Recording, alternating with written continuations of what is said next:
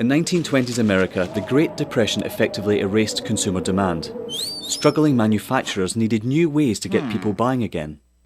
Innovative production processes like stamping and use of moulds allowed them to use new materials for their designs. Products using vinyl, chrome, aluminium and plywood began appearing. American industrial designers began introducing streamlined, efficient shapes that shouted progress. Bel Geddes pioneered what we now refer to as utilitarian art. Things that had little reason to look sleek, now all of a sudden did. At the 1939 World Fair featuring Bel Geddes' immensely popular Futurama exhibit, a new era of American industrial design proudly claimed to be building the world of tomorrow. Americans found great positivity in these futuristic forms. Yay. Things were looking up. American industrial designers realised that by making objects look great, people simply wanted them more. From cars to kitchen appliances, the most influential society on earth was spending money again. Mass consumption had arrived. Advertisers finally had lots to talk about. Personal taste could be expressed through the things you bought. Style became equally as important as function. Chair designers like Eames and Saarinen didn't just design seating, they created desirable lifestyles. People behind the products suddenly were stars. Everyone wanted to know who they were. Raymond Loewy was one of the shining lights of American industrial design. His face ended up on every coffee table in the nation.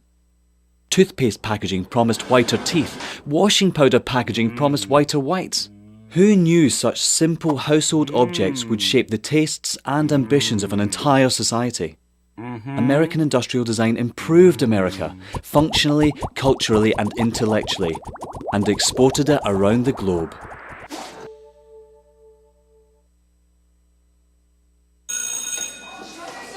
Don't look at me. Your hair's a bit frizzy today. Aww, you should pick that up. Oh, you're such a dork. Loser. Here, let me help you with that. Oops. Every day, kids witness bullying. Oh, look. Your crush is looking at you. Or you. They want to help, but don't know how. See, no one here's gonna help you, because no one Teach your likes you. kids how to be more than a bystander. Visit stopbullying.gov. If you drive buzzed, it could cost you around $10,000. You'll face major legal fees, major fines, and steep insurance penalties. You could lose everything. Nothing kills a buzz like getting pulled over for buzz driving, because buzz driving is drunk driving. When some people struggle with their mortgage payments, they become frozen, petrified. Not knowing what to do, they do nothing. But the people who take action are far more likely to get the most positive outcome. Making home affordable is a free government program. Call now to talk one-on-one with a housing expert about the options that are right for you. Real help, real answers, right now. Here at the GED Pep Talk Center, we have pep talkers standing by to get you motivated for your GED diploma. Text the name Terry to 69222 for a sympathetic pep talk. You show people what you really are. Or for a gentle pep talk, text the name Deborah. You know you're going to make people very proud of you. And if that's not enough, text the name Danny for an extreme pep talk. Prove everyone wrong. Show them you're the boss. Get your GED pep talk and find free GED classes. Text the name of the person you want a pep talk from to 69222.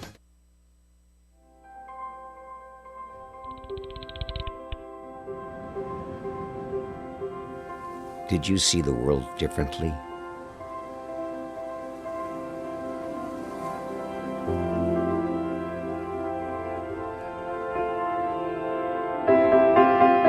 Did you celebrate the victory?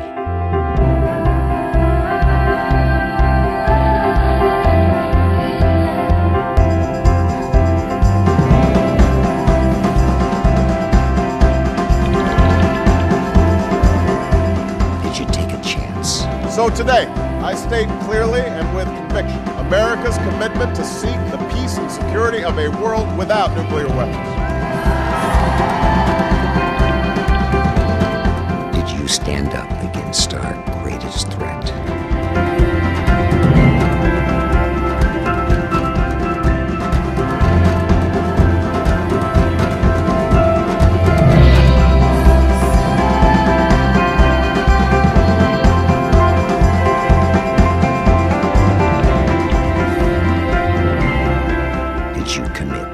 Change the world.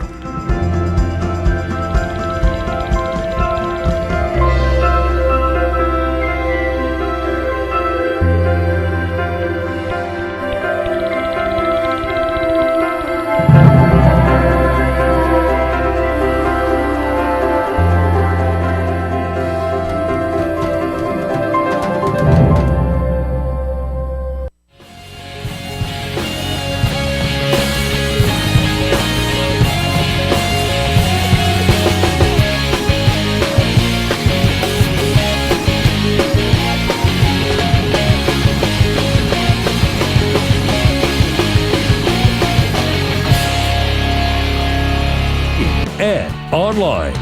This is the Bill Press Show. Good morning, everybody. Welcome to the Bill Press Show. This morning, Friday, November something or other. This is not Bill. Do not change dial. This is Rich Masters, Democratic political strategist and all-around bald guy, in today, filling in for Bill. Giving me a nice, gorgeous autumn 3-day weekend. With me is the crew, as always. Pedro, good morning. Hey, ¿Cómo buddy. está? How you doing, man? Doing better than deserved, not good as my mom had dreamed and hoped for me. I like that. I like that. Good to see you. It's nice to be seen this bright and early. I haven't been in here in a little while. It's been a minute. It's nice to have you back. It is. It is nice. You've got the bald head. I didn't bother. I had just a touch of evening last night, so I just went straight baseball cap. You wrestled with the evening last night? Anything interesting? No. No, just the usual BS. And for those who live here in Washington and follow the Washington football team, I do follow the Washington football team just because I live here. But as I think we all know, the New Orleans Saints. Yes, sir. Are my favorite team. Who yes, sir. Had a rough weekend last weekend. Yeah, what the hell happened there? Yeah, I'm not sure. Not quite sure. It was painful. Not good. I was actually at the Washington football team's game last week. Okay. That's probably why I wasn't watching at my normal place where I watch my Saints. You know, for fans of the Washington football team that stayed up late to watch last night's game. And for those who didn't, because I didn't know this until this morning. I was actually up to watch like a dummy. Last night because I was curious because they were playing a terrible team. The vaunted Minnesota Vikings. The Vikings. And I was like, okay, they're going to win here. No. But at halftime, they were up by 10, and they looked pretty good, and then they didn't score again. And like the Vikings. I think they got a field goal. The Vikings quarterback is named after Mitt Romney, right? Christian Pander. That's it, Christian Pander. Yes. Yeah. Mitt Romney action, Christian Pander. Exactly. And so how'd it come out? They had a shot, right? It was like a half a minute left, and they got down to 4th and goal on the Vikings. They had a chance here, like the 4-yard line, and it looked like a pretty routine play. RG3 had a pass to Santana Moss, but it went out of bounds. RG3 out of the shotgun, takes the snap. He throws a fade, back left to the end zone. Incomplete! And the Minnesota Vikings win! It's the call from the Minnesota station, if you couldn't pick that up. Santana Moss, the intended receiver, back left to the end zone, covered by Marcus Sherrills. The back judge says no, and Leslie Frazier says yes. Ouch. Yeah, no good. Boy. No good. RG 3 and 6. RG 3 and 6. All right, I mean, they are done for the season. I mean, there are no playoff hopes for them. No, it's so inconsistent. I mean, even in the NFC East, which is probably the absolute worst division in football right now. Yeah. We got a busy morning for you this morning. Arkadi Gerney is from the Center for American Progress. He's going to be joining us. The last election, 3 days ago, I guess, Tuesday. Terry McAuliffe won in Virginia, and he won, surprisingly, in what is a traditional kind of southern pro-gun state as an unabashedly, unafraid political leader to be proud of the F rating he got from the NRA. He actually campaigned on it. So what does that mean for gun control? Is Virginia an anomaly, or is this the beginning of a new way to look at gun control? Arkadi Gerney will be along to talk. That'll be later this hour. Also later this morning, we're going to be talking. This guy, this Rob Ford guy, is for those of you who have not been following, and it's kind of hard to miss. It's like he's a train wreck. He's hard to miss. He's hard to miss in more ways than one. Americans have not paid this much attention to a Canadian politician since Pierre Trudeau's series of affairs, right? Many years ago. I don't think we've ever paid this much attention to a Canadian politician. Anyway, so the guy admits to using crack cocaine. And do we have that little? Do we have that? Here, I want to hear, because he's been denying all along he's used crack cocaine. And here is Rob Ford yesterday. I wasn't lying. You didn't ask the correct questions. No, I'm not an addict. And no, I do not do drugs. I made mistakes in the past, and all I can do is apologize. But it is what it is, and I can't change the past. I wasn't lying. You just didn't ask the right question. That is the most amazing spin I've ever heard. I actually had the perfect analogy. Like if my kid the other day, my youngest, he was outside. It was chilly out, and he was outside barefoot. And he came in, and I said, "Were you outside with your shoes off?" And he says, "No." And I said, "You weren't just outside with your shoes off." And he says, "Nope." And I said, "I just saw you come in with your shoes off." And he goes, "Oh, I was outside with my socks and shoes off." So I just didn't ask the right question, apparently. Quite clearly. Technically, I was wrong, right? Yeah. Oh, yeah. So we're going to be talking a lot about Rob Ford this morning. We're going to have columnist from the Toronto Star, Edward Keenan, will be along to fill us in on the drama that continues to unfold north of the border. Also, Elizabeth Titus from Politico is going to be along. There is this great if you have not seen the Time magazine cover for this week, we're gonna have it on the BillPressShow.com website. Yep. Check it out. It's the cover is the elephant in the room with a very, very impressive side shot of cuts quite a profile, that one. It's quite a profile of Christie. And so and the other thing is I want to talk a lot about Christie this morning because Democrats are of two minds here on Christie. One set of Democrats wants to attack him as, this guy's running as a moderate, but he's actually a right-wing nut. I'm kind of a little bit of a different mind, and maybe I can be talked out of this, so I want you to listen and call in and try to talk me out of this. I actually kind of think we need to give him a big wet sloppy liberal kiss and say, this guy is awesome. If we could have Republicans that believe in immigration, if we could have Republicans that actually understand that government has a role after natural disaster like Hurricane Sandy, and liberals should just embrace this guy, and then let the piranha feeding frenzy of the piranhas and the Tea Party just destroy this guy. So how do you attack him? How do we do it? So we'll open up our phone lines for you to talk about that. Also, Doris Kearns Goodwin, our friend, will be along. She's got a brand new book called The Bully Pulpit out about Teddy Roosevelt. And last night, if you have not heard, it's a great day in America for equality. The United States Senate passed with 10 Republican votes, too, by the way, the End Discrimination Act, a dream of former Senator Ted Kennedy's. Very big day with 10 Republican votes. So very good news. We're going to be talking to Kerry Eleveld, a freelance writer, on what exactly that means to the movement. 6:14. So we've got a lot to do this morning, so let's get after it. This is the Full Court Press. Here are just a couple of other stories making news. This is my favorite story of the day. Yesterday, I told you that when Marty Walsh, the new mayor of Boston, won, Joe Biden called him to congratulate him, except he called the wrong Marty Walsh. He called a guy named Marty Walsh who used to work with Ted Kennedy, not the guy who had been elected mayor of Boston. It turns out he called another wrong number looking for Marty Walsh. A reader of the Huffington Post called in, gave them a voicemail that Biden accidentally left for her when he thought that he had gotten in touch with Marty Walsh. This was after he called the wrong Marty Walsh. So Biden made two wrong phone calls, and we have evidence he left a voicemail. Mr. Mayor, congratulations. Marty, it's Joe Biden. Nice to see you win and nice to see Labor win. Anything I can do to help you from the White House in terms of your needs to Boston, holler, man.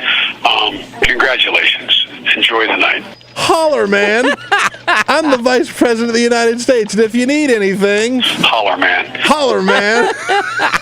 I mean... Holy God. I mean, he has an entire Homeland Security apparatus at his determination to get the right guy, and he made two wrong phone calls. Two wrong phone calls. Holler, man. No wonder they screwed the launch of the Affordable Care Deal website up if they can't get the right Marty Walsh. He did finally get in touch with the correct Marty Walsh and wished him a very sincere congratulations. So, there you go. Yikes. Fanboys of the world unite. Yesterday, we got news that the new Star Wars movie, Episode 7, has a release date. It's going to be helmed by J.J. Abrams, and you will be able to see it in theaters December 18th, 2015. Yeah, it's 2 years away. I know, it's a long way away. But what's interesting about this is every other Star Wars movie has been released in May. They want to gear up for the summer blockbuster. And so they were trying to say they would have it ready in time for May of 2015, but they said, let's give it time. Let's get it right. They're going to do it in December. It'll be out for Christmas in 2015. Wow. That's a long ways away. It's a long ways away, but I bet it'll be worth it, though. I like what J.J. Abrams did with Star Trek. Yeah. I really do like what he did with Star Trek, so I think this will be good. That'll be good. I'm keeping my fingers crossed. And put that donut down for breakfast. It might be against the law. The Food and Drug Administration yesterday took the first step towards possibly eliminating trans fats from the food supply. It's not a matter of limiting them or having local municipalities regulate them on their own. The FDA is saying they want to wipe it out all together. Ooh. Yeah. Which is interesting because this is something that started in New York City under Michael Bloomberg. And, you know, it's sort of caught on, just like the smoking ban sort of started in New York. And now you can't go into a restaurant with this somebody healthcare, smoking. it's spreading around the globe. If you look at what they're doing in Mexico, they're also, the entire country is taking a page out of the Bloomberg playbook. They're putting, serious taxes on sugary and high-caloric treats. Is that right? They are, and it's causing a big dust-up south of the border. But there's huge obesity problems. And again, when people talk about this as raising taxes, we're already paying taxes to treat obesity and obesity-related diseases like type 2 diabetes. Good for them. That's great. Good stuff. That is absolutely excellent. All right, it's 6:18 on this beautiful Friday here in our nation's capital, and we're very excited to have you along for the ride this morning. We are going to be talking about Christie. Big win for the New Jersey governor a couple days ago. Won 30% of the Democratic vote in a very, very blue state. 866-557-7377 is the number. 866-557-7377 is the number to ring in. What I'm asking you is, how best do Democrats attack this guy? Do we paint him as a right-wing Tea Party guy in disguise? Or do we wrap our arms around him and say, oh boy, you are a very liberal Republican, and try to let the Republican Party primary knock him off? That's my question today. 866-557-7377. 557-7377. I got it easy. 19 minutes past the hour. We'll be back with some of your calls after a break. This is the Bill Press Show.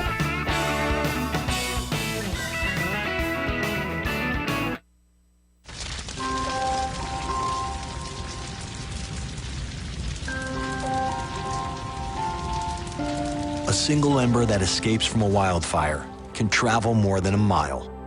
That single ember can ignite and destroy your home or even your community. You can't control where that ember will land, only what happens when it does.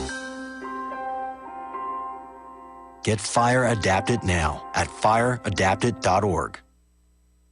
Columbine, Virginia Tech, Tucson, Aurora, Fort Hood, Oak Creek, Newtown. Newtown, Newtown. Newtown. How many more? How many more? How many more colleges? How many more classrooms? How many more movie theaters? How many more houses of faith? How many more shopping malls? How many more street corners? How many more? How many more? Enough. Enough. Enough. Enough. Demand a plan. Right now. As a mom. As a dad. As a friend. As a husband. As a wife. As an American. As an American. As an American. As a human being. For the children of Sandy Hook. Demand a plan. No more lists of names. It's not too soon. It's too late. Now is the time. Before we all know someone who loved someone on that list. No more lists. No more. Who they might have been. No more. If we had just done something yesterday. It's time. We can do better than this. We can do better than this. It's time. It's time. It's time for our leaders to act. Demand a plan. Right now. Right now. You! Demand it! Enough. Enough. Enough. Enough.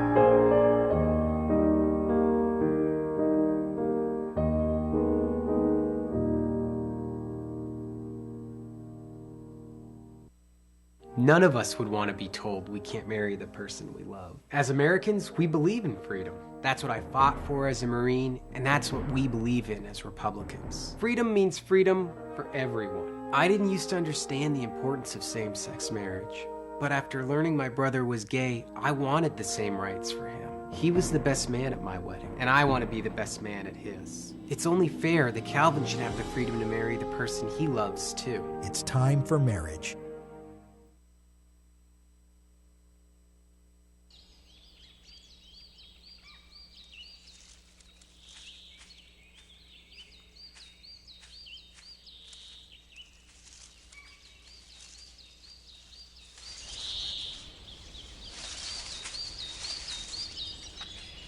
At Earth Justice, we defend the environment in the courtroom. Join our fight. When you take a seat, you take a stand. Earth Justice, because the Earth needs a good lawyer.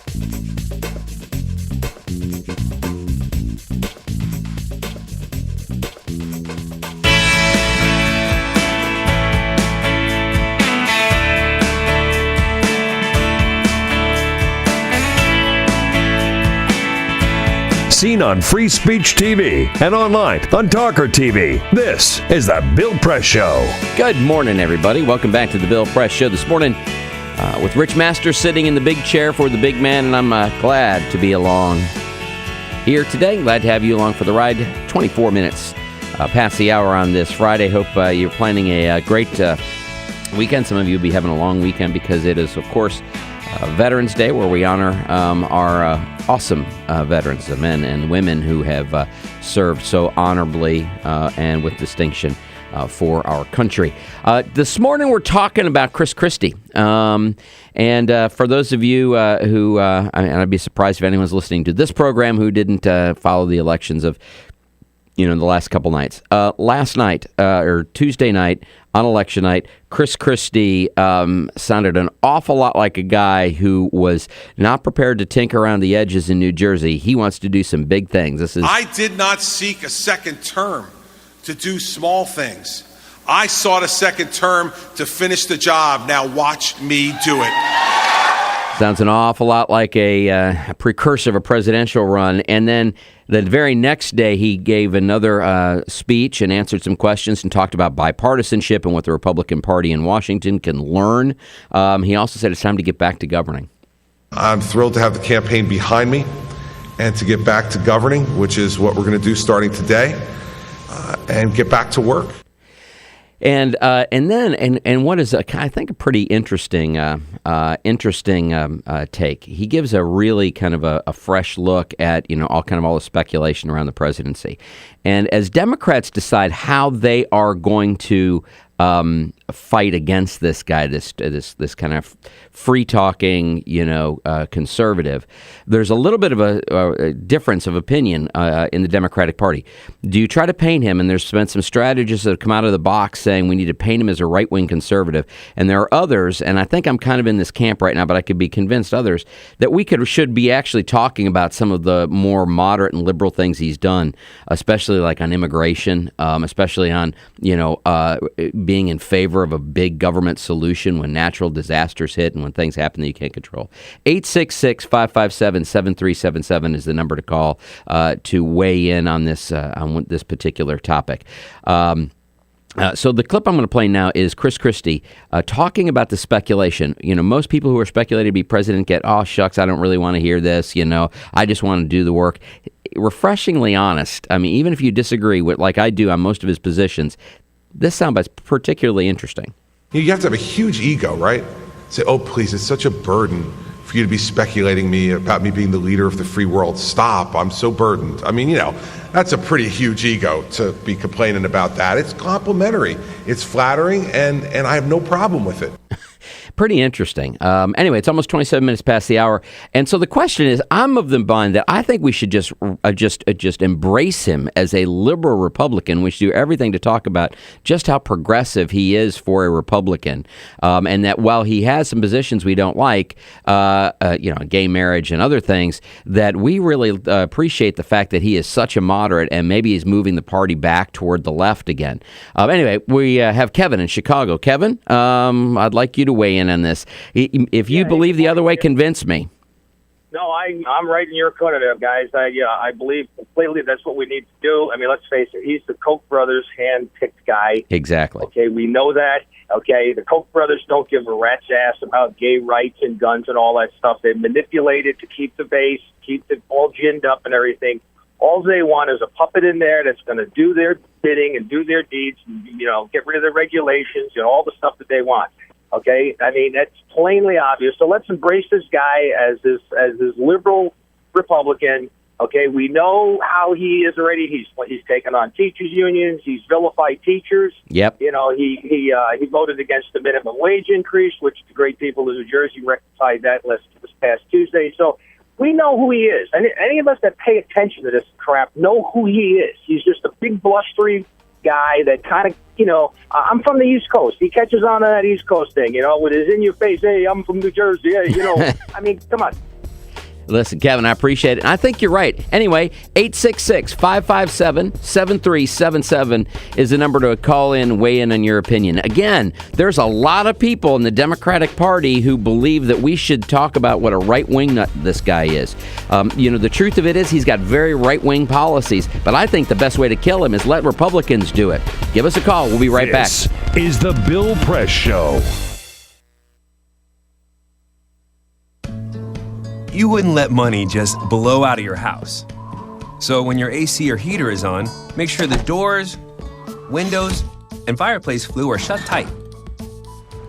If you're headed out, turn down the AC or lower the heat by 10 degrees. And always keep your water heater set at 120. A little bit of common sense goes a long way. Get more great tips at energysaver.gov. So, I'm kind of new here, but I've noticed a trend. My human does this funny thing where she goes around and gets all my toys, and then she hides them in that basket by the door. But it's always the same basket, and it's always in the same place. And then she acts so surprised when I find them, but, she's putting them in the same basket. Again. It's like, hello? That's where you put it last time. You were the worst at hide and go seek.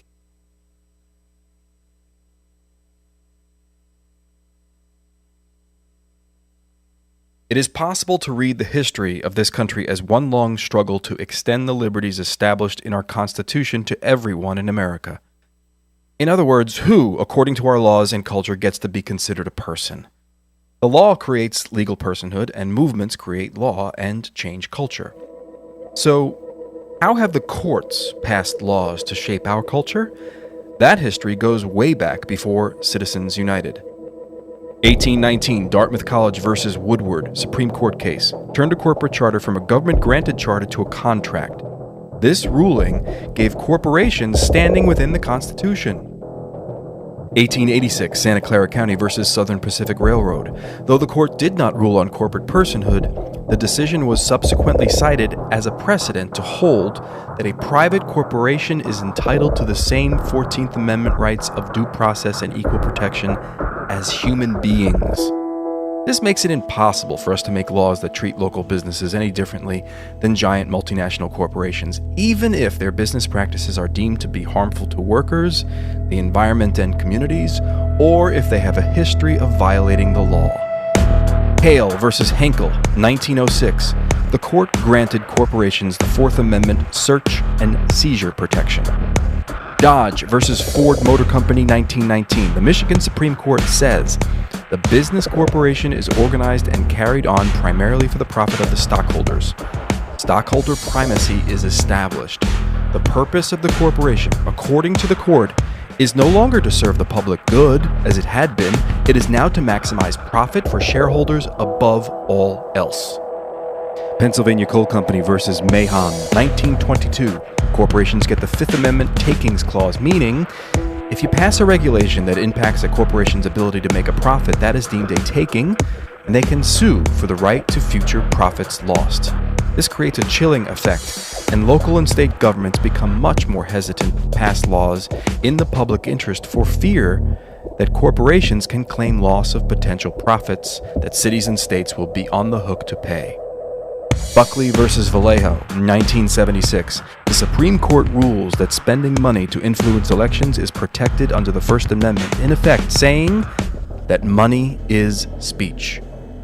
Citizens United versus Federal Election Commission, 2010.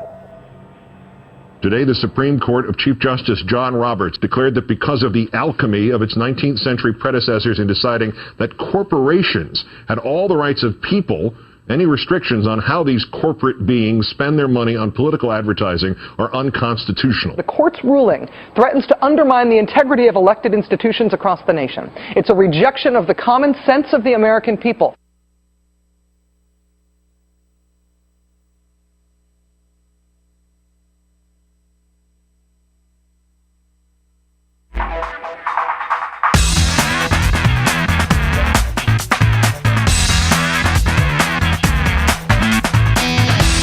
On your radio, on TV, and online. This is The Bill Press Show. Good morning, everybody. Welcome back to The Bill Press Show this morning, Friday, November the 8th, 33 minutes past the hour, and we are glad to have you along for a ride this morning, and hope Bill gets a great, long, beautiful weekend here. It's beautiful weather here on the northeast part of the United States. We're talking Christie today.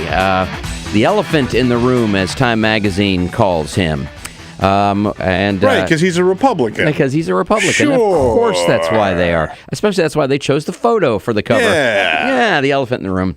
Yeah, that's the ticket. You know, so my question this morning to you, and we got a bunch of callers, 557-7377 is the number to ring in. And so there's a lot of strategists in the Democratic Party who now say we need to really paint this guy for what he is, that he's a right-wing, Tea Party who pretends to be a moderate, which is actually, I think, what most of us think. But the question is strategically, is that the best move? Strategically, is it the best move to call him a right-winger, or is it a whole lot better to embrace the one or two progressive policies he has on immigration and on, one or two other things, including, big government aid for natural disasters, which is completely flipped on its lid. The Tea Party group thinks that if there's a natural disaster, people should just pick themselves up by the bootstraps and not depend on government. Well, obviously, Christie has a different opinion. So I think my gut tells me right now we should be embracing the left-wing position, or the progressive. There's certainly nothing left-wing about him. The more progressive positions, so that his Republicans can kill him on his own. Todd in Springfield, Illinois, is joining us on the phone. Todd, what do you think, man? I mean, I can be persuaded that the best way to do this is making him a right-winger, but right now I think that it makes a whole lot of sense to talk up his progressive policies and let the Republican Party kill him. Good morning. He spent a lot of money so he wouldn't have to appear on the same ballot with Cory Booker, and spent a lot of money on advertising showing what a great guy he is. Yet there are still people in New Jersey who are living in trailers in their driveway where their houses used to be that haven't received one penny of the FEMA money that he got from the federal government. I think that's outrageous. Yeah, listen, I think you're right, so it'll be interesting to see, how he emerges. I mean, he's already started his presidential run, it seems to me. Melvin is joining us from South Bend, Indiana. Melvin, good morning. What's your take on this? I mean, strategists are a little bit divided on this, but right now it appears as if everyone wants to talk up all of his right-wing kind of policies to try to discredit him with the... Hello, good morning, Melvin. Yeah, I don't know what happened. It must have been the same number that the vice president was dialing. This is Marty Walsh. This is Marty Walsh. Go ahead. Hey, Marty, how are you? No, Melvin. So tell me what you think, Melvin. I mean, holler, man. I'm of two kind of minds on this, but I really do think because listen, Christie. Let's be honest and let's be objective here.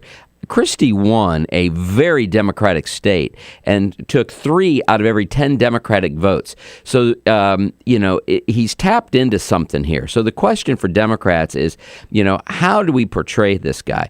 I mean, he is not a moderate. I'm a moderate. He is not a moderate by any stretch of the imagination. This guy is, very, very, very conservative. But he is not anywhere near conservative enough for the Republican, primary goers and the Tea Party crowds right now. I think we need to, if we really want to try to, hurt his political chances, we need to talk up the 1 or 2 more progressive positions he's got and then let the Republicans decide his fate. What do you think, Melvin? Well, first of all, I think the portrait you're painting of him is not correct. I don't know if you're familiar with 3-Card Molly. Yeah. That's what he plays. 3-Card Molly. So if you're not familiar with it, ride one of the subway trains there in D.C. or anywhere on the East Coast.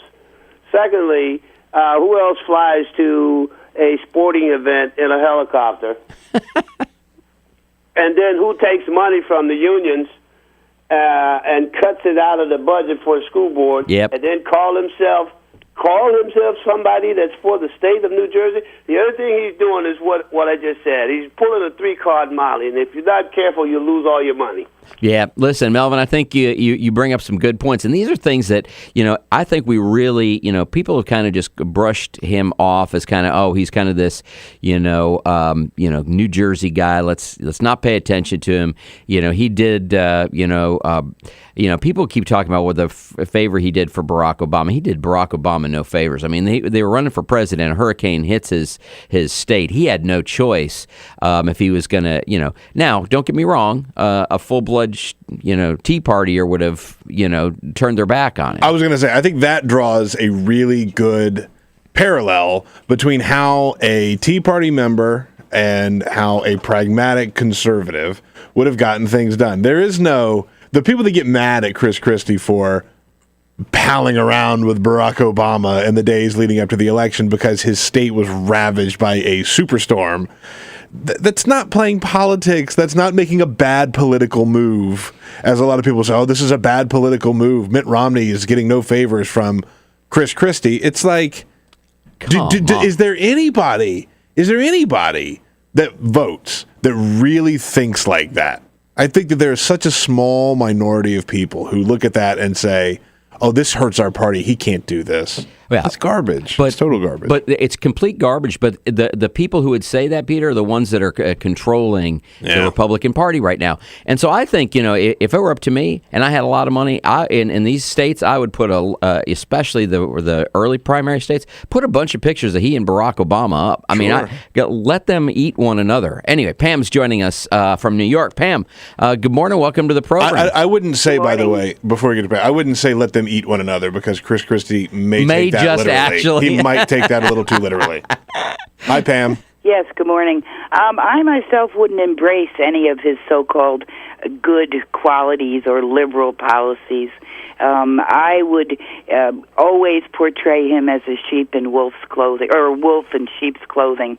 And the other thing I would also highlight is the idea of him bumbling around on the world stage, attempting to be diplomatic. Yeah, that's a good point, Pam. It's a great, we love these guys who tell it like it is and so forth, but really, when in negotiations with Iran or China, is that what we really want? So that's my thought.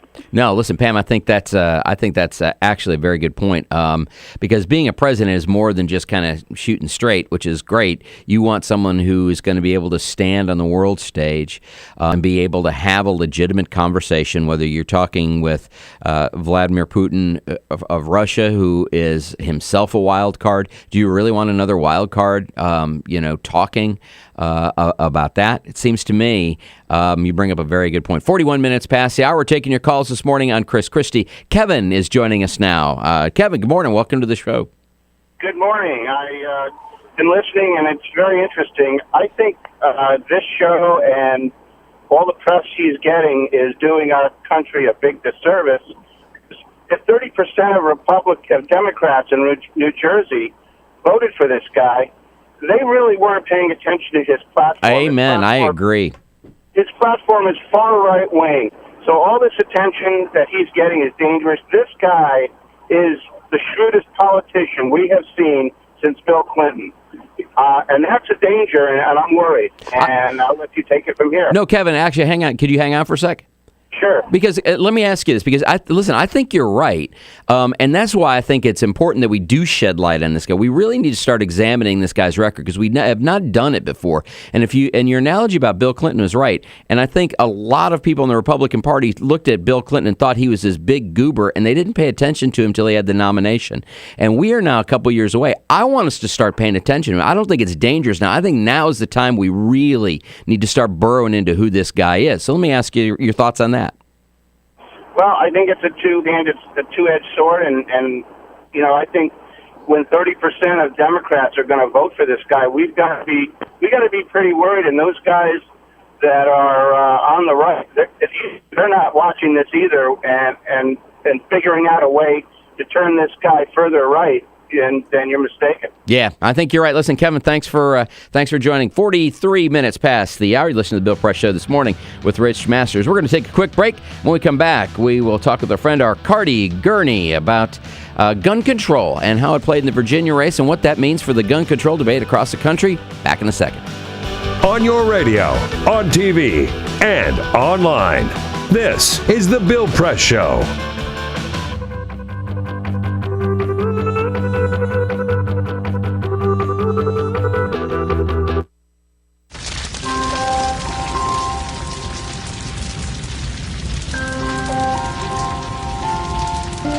A single ember that escapes from a wildfire can travel more than a mile. That single ember can ignite and destroy your home or even your community. You can't control where that ember will land, only what happens when it does. Get Fire Adapted now at fireadapted.org. Columbine, Virginia Tech, Tucson, Aurora, Fort Hood, Oak Creek, Newtown. Newtown. How many more? How many more? How many more colleges? How many more classrooms? How many more movie theaters? How many more houses of faith? How many more shopping malls? How many more street corners? How many more? How many more? Enough. Enough. Enough. Enough. Demand a plan. Right now. As a mom. As a dad. As a friend. As a husband. As a wife. As an American. As an American. As an American. As a human being. For the children of Sandy Hook. Demand a plan. No more lists of names. It's not too soon. It's too late. Now is the time. Before we all know someone who loved someone on that list. No more lists. No more. Who they might have been. No more. If we had just done something yesterday. It's time. We can do better than this. We can do better than this. It's time.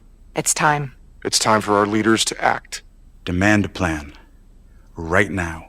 Right now. You! Demand it! Enough. Enough. Enough. Enough.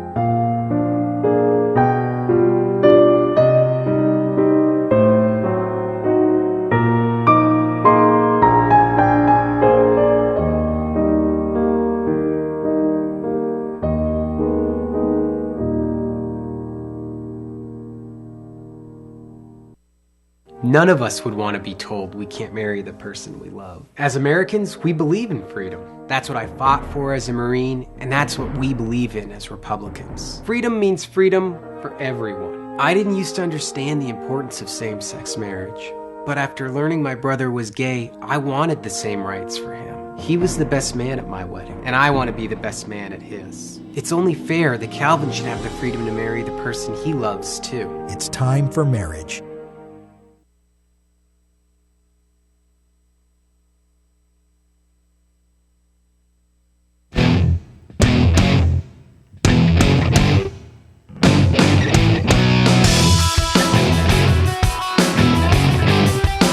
On on your radio, on TV, and online. This is The Bill Press Show. Good morning, everybody. Welcome back to The Bill Press Show. This morning, it's a beautiful Friday, November the 8th, and hope you all are going to have a good weekend. Hope some of you have a long weekend to celebrate Veterans Day on Monday. 47 minutes past the hour. In Virginia, just this last week, Virginia, by the way, is the worldwide headquarters of the National Rifle Association. Big, huge, gleaming glass building out on 66, out on Colt 45 Drive or whatever. Can't miss it as you're driving down 60. It's a huge glass building. It is the worldwide headquarters of the National Rifle Association, which includes a full-fledged gun range in the bowels of that building. By the way, because why not? Because why not? Because that's what you need, right? But surprisingly, in the Virginia governor's race, toward the end of one of the last debates, you had the specter of Ken Cuccinelli, the now defeated candidate, but back then he was a candidate, boasting about his A rating. And Terry McAuliffe, the Democratic candidate, now governor left, says, I don't care what grade I get from the NRA. And it was really a public rebuke. And Terry McAuliffe went on to win this race. He won it basically based on, large turnouts in Northern Virginia. Northern Virginia is, the college suburbs and counties around Washington, D.C. Those counties understand gun violence. They understand what kind of insane gun laws can do. They've also seen, Virginia Tech. Arkadi Gerney is our friend from the Center for American Progress, and he, and I agree, says this represents a significant shift, or could represent a significant shift. And he joins us now by phone. Arkadi, good morning this morning. Good morning. I think you're exactly right. I mean, the NRA was beat in their own backyard on Tuesday. It wasn't just in the governor's race, the lieutenant governor's race, and they're still counting in the attorney general's race. The Washington Post is reporting this morning that it looks like there may be an additional 1,500 votes for the Democratic candidate, which would put him back in the lead. So it may still be a statewide sweep, and for all of those candidates, but especially the top of the ticket race, Ken Cuccinelli and Terry McAuliffe. You had NRA A-rated candidates going up against NRA F and D-rated candidates, the Democrats, and the Democrats were campaigning on it, and I think it made a difference in the outcome. Let me ask you this, because it seems to me, and I used to work for Senator Mary Landrieu of Louisiana, and so I know I understand kind of the gun culture and the difference kind of between the way urban communities view the gun culture and the way rural communities view the gun culture. But let me ask you this. It seems to me that the Toomey and Manchin, the Manchin-Toomey proposal, in which you had two guys who actually had very good NRA ratings say enough is enough. We've got it. This is silly. And again, Senator Landrieu is one of those who voted for that proposal, and her numbers actually went up in even a state like Louisiana. We've talked an awful lot about these violent episodes, in Connecticut and in, Denver and across the board, changing it. But it seems to me that vote actually kind of may have crystallized the way people, they finally drew a brighter line in the sand. Am I wrong there? I think you're exactly right. I mean, I think the NRA has long had this myth associated with it of that it is a incredibly powerful election machine. And what happened in Virginia, and I think what's going to happen going into 2014, is that myth is going to get tested in elections. And if the issue is gun background checks, and that was the issue in Virginia, it's been the issue in Virginia since Virginia Tech, because the Virginia Tech shooter was able to buy a gun because Virginia officials never got his record and thousands of records into the background check system. That's one problem. But the other problem, of course, is that there are every day tens of thousands of gun sales that are no background checks, but they're happening online or at gun shows or between private people where there are no background checks. makes it really easy for criminals to get guns. And when the issue focuses on that, supporters of stronger gun laws are on incredibly strong grounds, and that's where the focus was in Virginia. And I think you could see it also in the rhetoric. Ken Cuccinelli was not actively campaigning against background checks. He'd had these bad votes, but you could tell that this was a problem for them and that they didn't want to talk about it. But it's harder now because there's a well-organized movement for stronger gun laws, and Gabby Gifford's group and Mayor Bloomberg's group spent together $3.5 million on the Virginia elections, outspending the NRA, out-organizing the NRA, and that had an impact. And that was going to be my next question. You touched on it, but expand a little bit on that. I mean, the money thing has always been, again, as someone who has worked on campaigns in which you are facing an avalanche of money from the NRA, how significant is it when you can match them dollar for dollar, or even if not dollar for dollar, just a little bit? I think it makes a big difference, and I think it sends a message to candidates that there are going to be risks and benefits on both sides of this equation. And so if you've got two well-funded and well-organized movements on both sides of it, then maybe what you should do is just do the right thing and recognize, you're going to take some shots from the NRA because they will disagree and attack you no matter how common sense the policies you're standing up for are. But you may as well go out and do the right thing because you're going to have a well-organized, well-financed, very capable group of set of groups that are going to be out there backing you up. And you think this continues through the next election, or at least you hope so, I'm sure. I think very much so. I mean, it actually was leading into the Virginia elections. There was a primary election in a special election seat in Illinois just a few weeks after Newtown, where you had one Democrat who was NRA A-rated running against Robin Kelly, who was NRA F-rated, and fighting for stronger gun laws. That became a big issue in that race.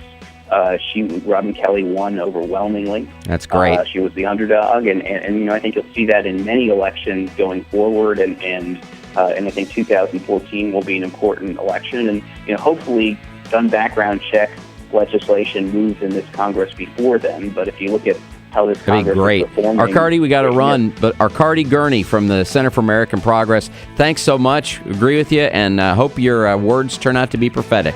We'll be back in just a second. This is the Bill Press Show.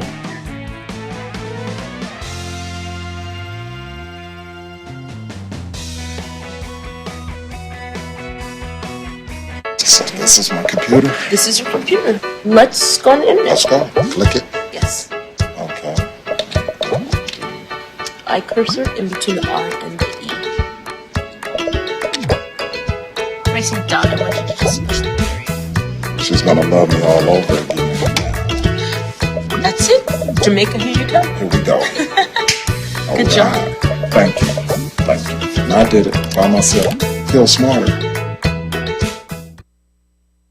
So, I'm kind of new here, but I've noticed a trend. My human does this funny thing where she goes around and gets all my toys, and then she hides them in that basket by the door. But it's always the same basket, and it's always in the same place. And then she acts so surprised when I find them, but, she's putting them in the same basket. Again. It's like, hello? That's where you put it last time.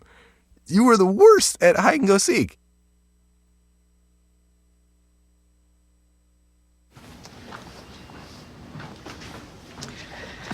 All right. I know this isn't any fun to talk about, but we should. Okay.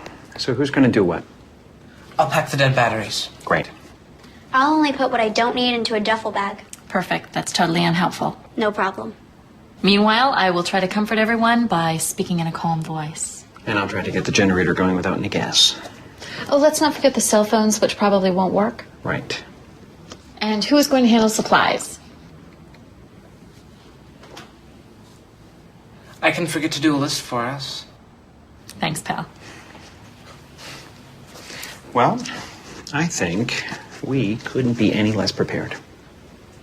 I'm proud of you guys. Talk to your kids about who to call, where to meet, what to pack. Visit ready.gov/kids for tips and information. Hey, thanks for stopping by. You know, I followed your character since the first episode. I'm a big fan. Big fan. Thank you. And listen, your storyline, it makes for incredible TV drama. Thing is, your drug use is very adult content. Too adult for the kids. So I'm gonna have to block you. Oh, man. Yeah. Well, have a good one. You're a nice lady.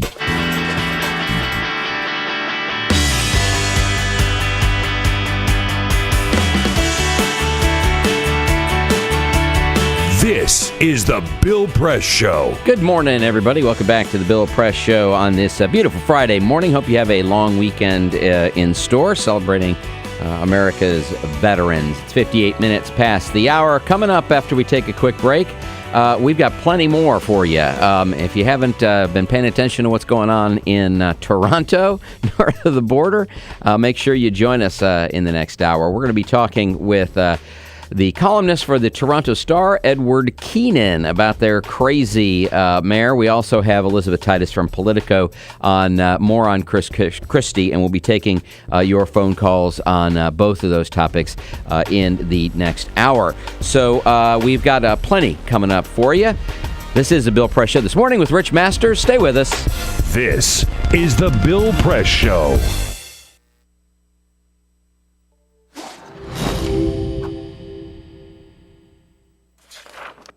In 1920s America, the Great Depression effectively erased consumer demand. Struggling manufacturers needed new ways to get people buying again. Innovative production processes like stamping and use of molds allowed them to use new materials for their designs. Products using vinyl, chrome, aluminium and plywood began appearing. American industrial designers began introducing streamlined, efficient shapes that shouted progress. Bel Geddes pioneered what we now refer to as utilitarian art. Things that had little reason to look sleek, now all of a sudden did.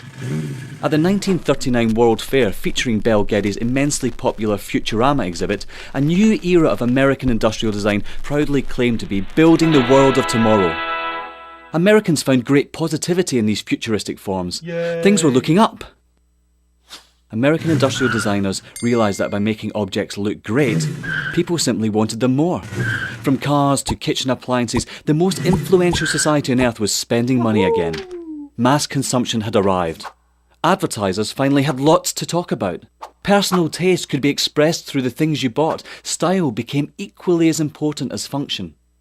Chair designers like Eames and Saarinen didn't just design seating, they created desirable lifestyles.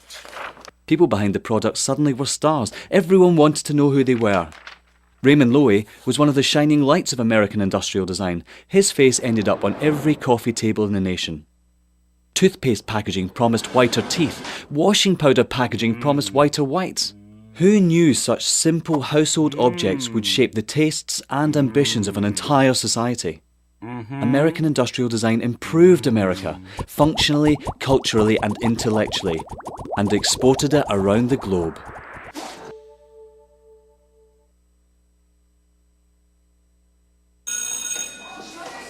Don't look at me. Your hair's a bit frizzy today. Aww, you should pick that up. Oh, you're such a dork. Loser. Here, let me help you with that. Oops. Every day, kids witness bullying. Oh, look. Your crush is looking at you. Poor you. They want to help, but don't know how. See, no one here's gonna help you, because no one Teach your likes kids how to be more than a bystander. Visit stopbullying.gov. If you drive buzzed, it could cost you around $10,000. you'll face major legal fees, major fines, and steep insurance penalties. You could lose everything. Nothing kills a buzz like getting pulled over for buzz driving, because buzz driving is drunk driving.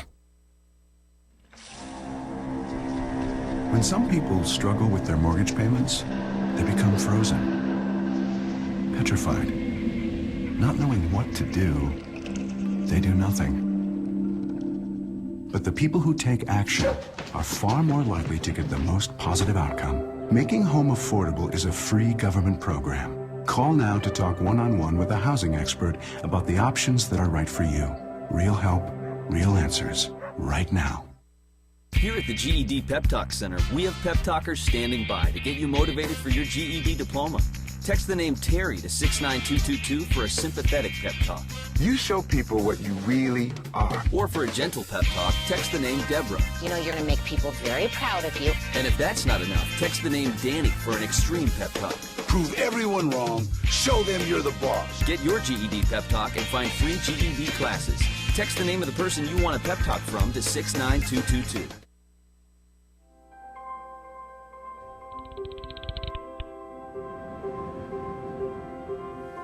Did you see the world differently?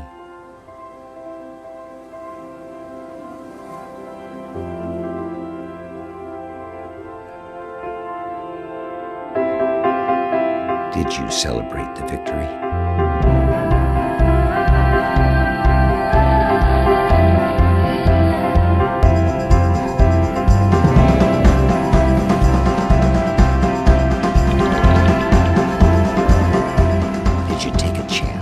So today, I state clearly and with conviction America's commitment to seek the peace and security of a world without nuclear weapons.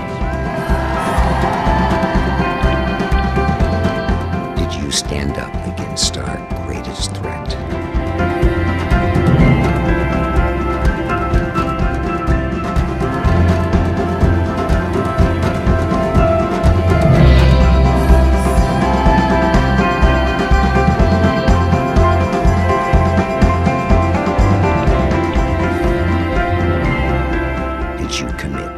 Change the world.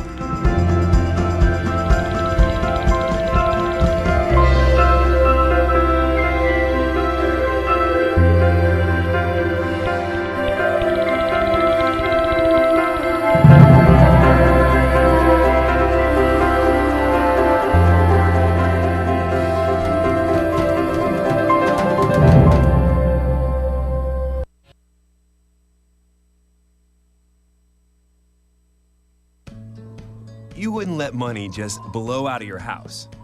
So when your AC or heater is on, make sure the doors, windows, and fireplace flue are shut tight. If you're headed out, turn down the AC or lower the heat by 10 degrees. And always keep your water heater set at 120. A little bit of common sense goes a long way. Get more great tips at energysaver.gov. So, I'm kind of new here, but I've noticed a trend. My human does this funny thing where she goes around and gets all my toys, and then she hides them in that basket by the door. You know, but it's always the same basket, and it's always in the same place. And then she acts so surprised when I find them, but, you know, she's putting them in the same basket. Again. It's like, hello, that's where you put it last time. You were the worst at hide and go seek.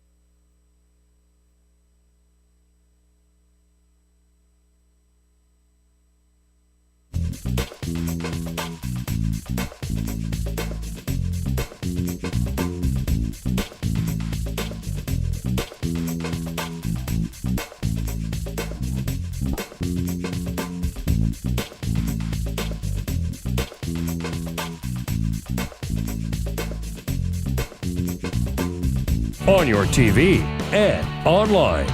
This is The Bill Press Show. Good morning, everybody. On this Friday, November the 8th, this is The Bill Press Show. This is not, however, Bill Press. This is Rich Masters sitting in for my buddy Bill this morning. We are glad to have you along for the ride, and I really wish it were smell-o-vision, smell radio. Dude, Man, I'm getting stoned in here. I'm so high right now. Oh, there's so to paint you a picture. There's been a construction project that started somewhere in the last year of the Bush administration. In the building here. Yeah. Somewhere in there, I'm thinking. About that time. I was about that time. Yeah. You mean George H.W. Bush. George H.W. Yeah. That's it's correct. been a minute since they've been working on this thing. Wow. And so about 40 minutes ago, the fumes have kicked into mass. So it's a combination, like the inside of a turpentine can. It's about like that. Yeah, we like our studios. We broadcast right down the street from the Capitol, right here on Capitol Hill. It's wonderful. Well, because when we started doing this, when Bill started doing it, and I was filling it, it was the Center for American Progress. That's right. Downtown, no places to park. Exactly. You know, here it's wonderful. We're in a neighborhood, great, just right down. So, but they've been working on this for so. I mean, guests that have come in. We have a lot of guests that come in. They always get lost. They don't know where they're going. Because if you look at the front of our building, right, it looks like you're in Karachi. Correct. That's essentially correct. It's just a mess. And so now they've decided that because we're on early, that's when they can do all of the stuff that would normally bother people. Because no one's in the office. Because there's also a medical facility here, so they don't want people breathing in turpentine fumes. So we get them. We get to do it. Yeah, Good morning, everyone. So if we're all high as kites. if we're a little silly this morning, that is precisely. It took me a full hour to realize you weren't actually Bill. I thought you were Bill. I'm sorry. Oh, man. So anyway, we got a lot to go on this morning, and stay tuned because you never know what we're going to say, or we may just pass out if from you tune in and we're just blacked out. If you tune in and we're blacked out and there's not, please call the police. Call 911 because we can use it. We got lots coming up, and in just a second we'll be talking to Edward Keenan, for a columnist for the Toronto Star, about Mayor Rob Ford. What a mess that he's got up there. And then also later in the hour we're going to talk with Elizabeth Titus, Politico reporter, and we're going to take your phone calls. Elizabeth's going to be talking to us about the elephant in the room, Christie, of course, because he's a Republican. That's why. It's the only reason we'd call him a elephant. But she's going to be talking about that, and we're going to take more of your phone calls about how best do Democrats really need to, kind of attack him, and do we really need to be afraid of him? And if so, should we be talking about him, or should we just kind of ignore him? I say let's talk about him. We really need to get this out in the open sooner rather than later. 9 past the hour. This is the Bill Press Show. So let me set this up here by playing a little bit of audio from the distinguished Mayor Rob Ford of Toronto. And if you've not seen video of this guy, picture Chris Farley. He really is like a Chris Farley character. He is a Chris Farley from Saturday Night Live kind of character. So he yesterday. After months and months and months of denying that he was, and videotape evidence to the contrary, of smoking crack cocaine, he came out and finally confessed. Yes, I have smoked crack cocaine. When, but sir? no, do I? Am I an addict? No. Probably in one of my drunken stupors, probably approximately about a year ago. About a year ago was the drunken stupor, and I probably did it. And this was from Tuesday when he finally fessed up.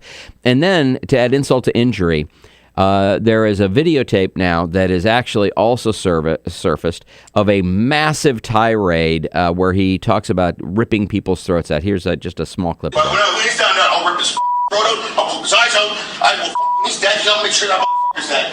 I need 10 minutes to make sure he's dead. He'll be over 5 minutes. He can kill a man in 10 minutes. He can kill a man in 10 minutes.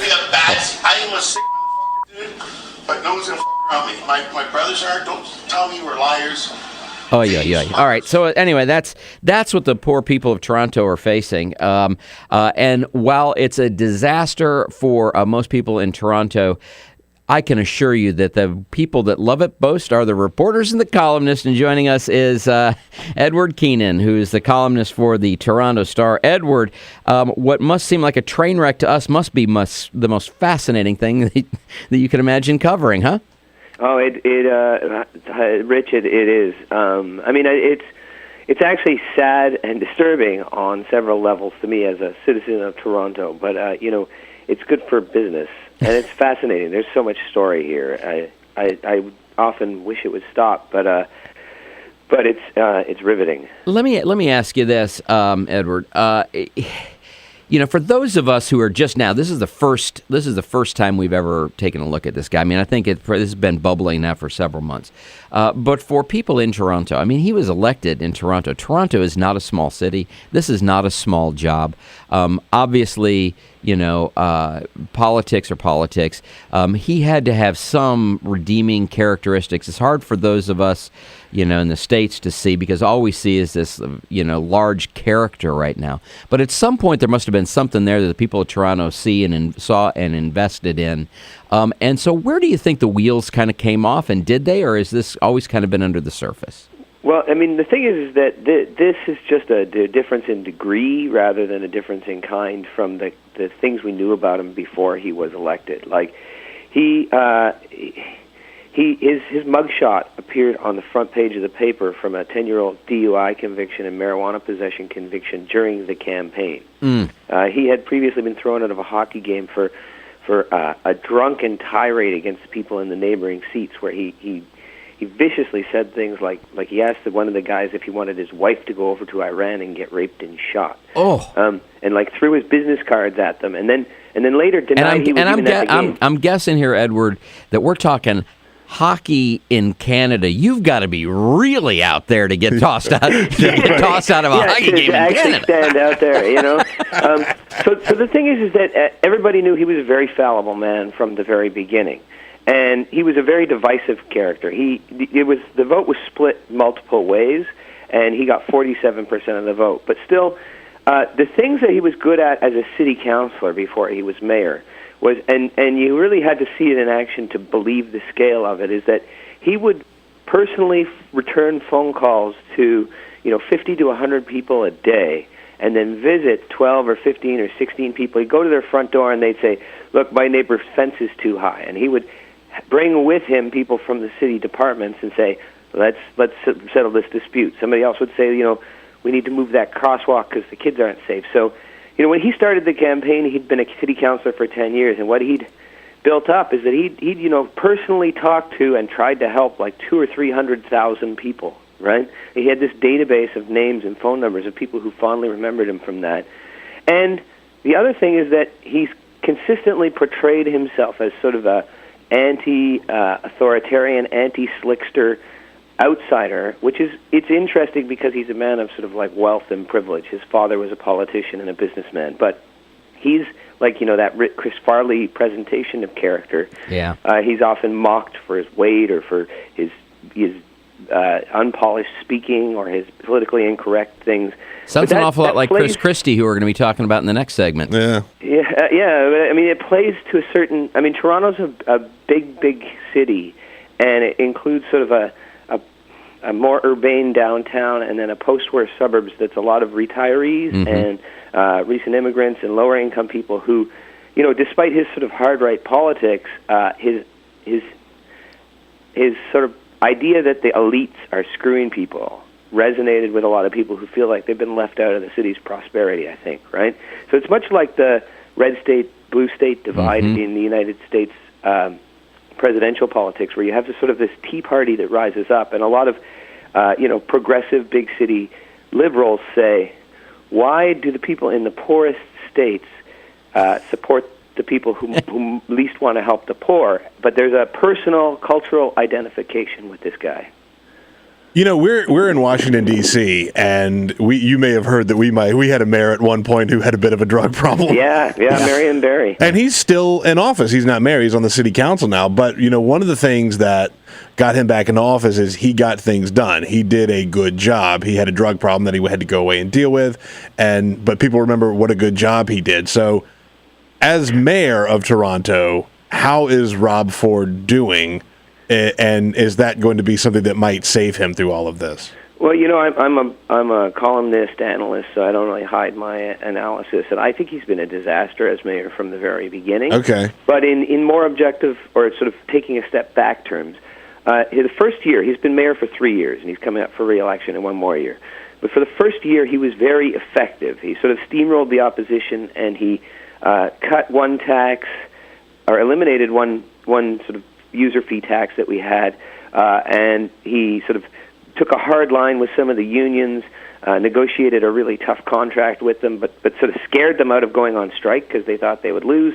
He was sort of bullying the province into like changing the transit plan. So he did deliver on some of the big picture slogan campaigns, but then because of his sort of divisive persona and his staff and some of his personal outrageous behavior, he had managed after 1 year to sort of alienate most of his city council allies, so that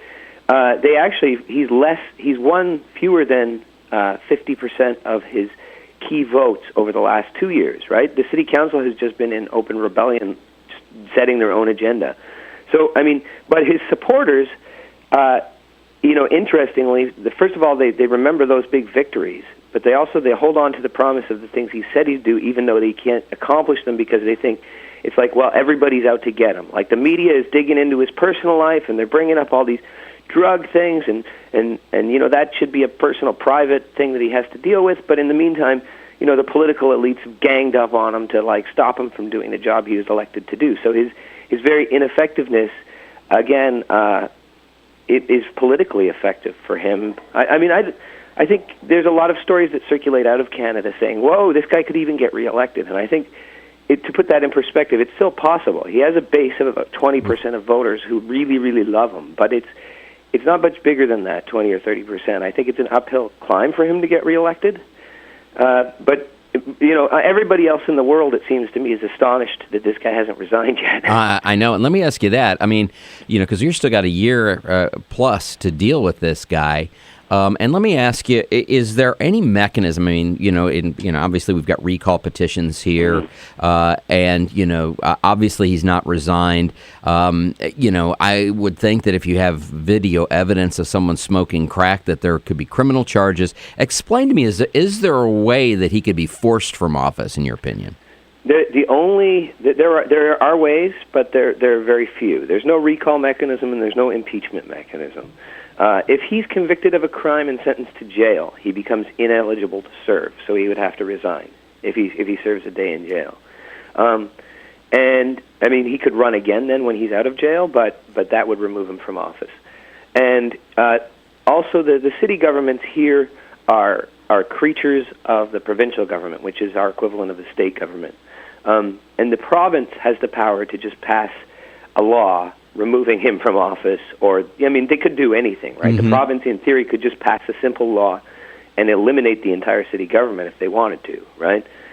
So city councilors here actually have put a motion forward asking him to at least step aside and seek treatment for his apparent addiction problems.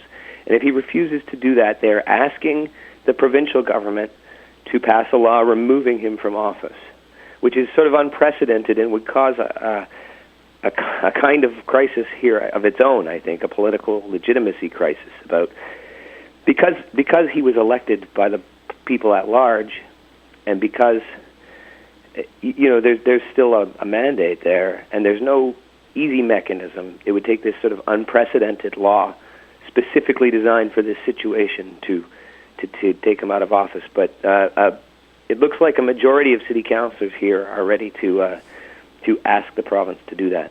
So there's the issue with the smoking crack, but now this videotape that surfaced yesterday is the latest problem, and he's threatening to kill someone and rip throats out and gouge eyes out. Is there any indication of who he might be talking about, and was there any explanation from Rob Ford as to what was going on in that video? No, I mean, Rob Ford will only admit what he has to admit, and he almost never offers any context. Or as he said, he didn't lie, you just didn't ask him the right questions as reporters. Yeah, which was way off of his sort of like reputation and his brand, because he was so well known as a straight shooter that kind of almost like Bill Clinton loyally answer is really not what he's traditionally, what his supporters have thought of him as.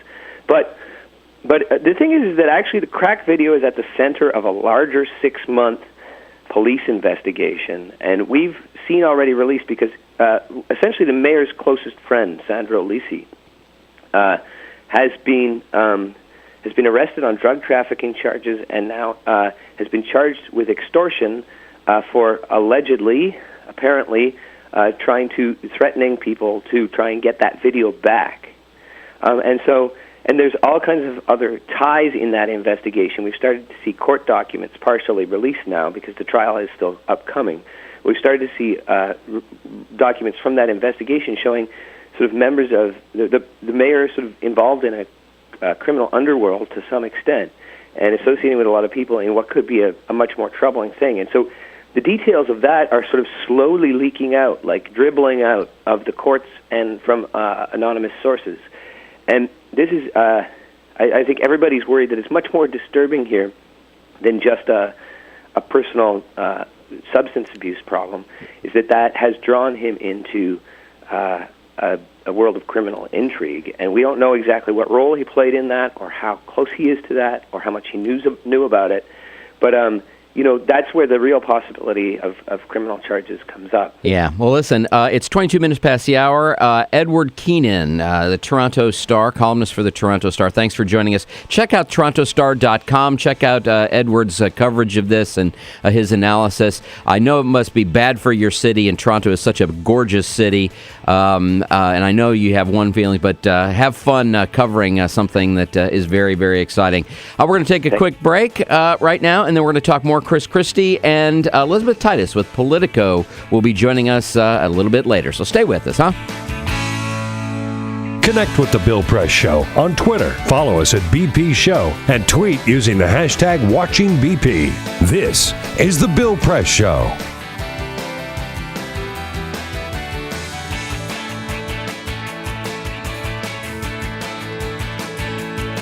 This is my computer. This is your computer. Let's go on the internet. Let's go. Click it. Yes. Okay. I cursor in between the R and the E. Pressing down, I want you to just push the period. She's gonna love me all over again. That's it. Jamaica, here you go. Here we go. Good job. Thank you. Thank you. And I did it by myself. Feel smarter. So, I'm kind of new here, but I've noticed a trend. My human does this funny thing where she goes around and gets all my toys, and then she hides them in that basket by the door. But it's always the same basket, and it's always in the same place. And then she acts so surprised when I find them, but, she's putting them in the same basket. Again. It's like, hello, that's where you put it last time. You were the worst at hide and go seek.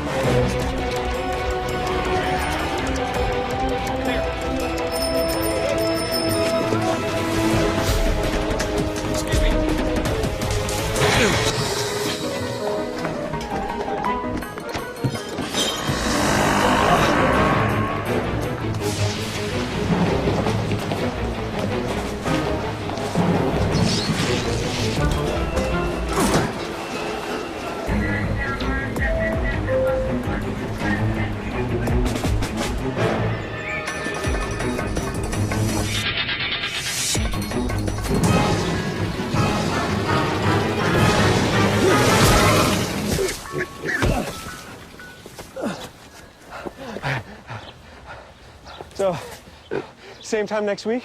Well, of course. Put away a few bucks, feel like $1 million. For free tips to help you save, go to Feed the Pig.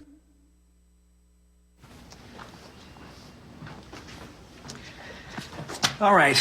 I know this isn't any fun to talk about, but we should. Okay. So who's going to do what? I'll pack the dead batteries. Great. I'll only put what I don't need into a duffel bag. Perfect. That's totally unhelpful. No problem. Meanwhile, I will try to comfort everyone by speaking in a calm voice. And I'll try to get the generator going without any gas. Oh, let's not forget the cell phones, which probably won't work. Right. And who is going to handle supplies?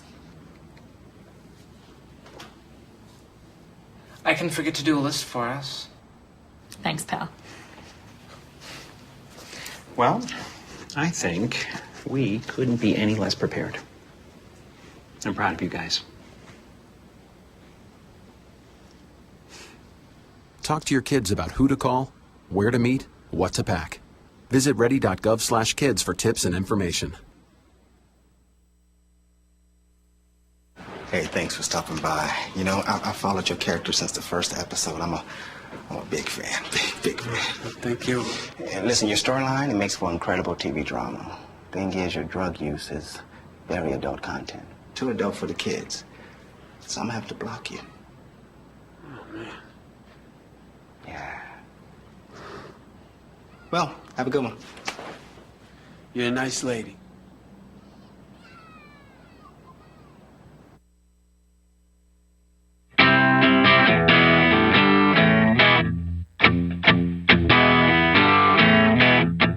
This is the Bill Press Show. 27 minutes past the hour. Welcome back to the Bill Press Show on this Friday, November the 8th. My name is Rich Masters, sitting in for my buddy Bill this morning, who is taking a good 3-day weekend, and I don't know if he's here or not on the East Coast, but it's going to be a beautiful East Coast. He fled to the left coast. He did flee. And Mr. Press is on Pacific time. It's supposed to be beautiful here. I'm coaching a soccer tournament this weekend. Is that right? Mm-hmm. So you do the coach thing. I do the coach thing. This could actually be my last kind of coaching situation. Okay. Yep. It could be the last one. Oh, Kids man. are old enough now where they need actual people that know what the hell they're doing. Exactly. There is that terrible line at some point where you're like, yeah, you got to do it this way. They're like, no, not so much. No, we need a professional, someone who knows what they're doing. Yeah, that's kind of where we are right now.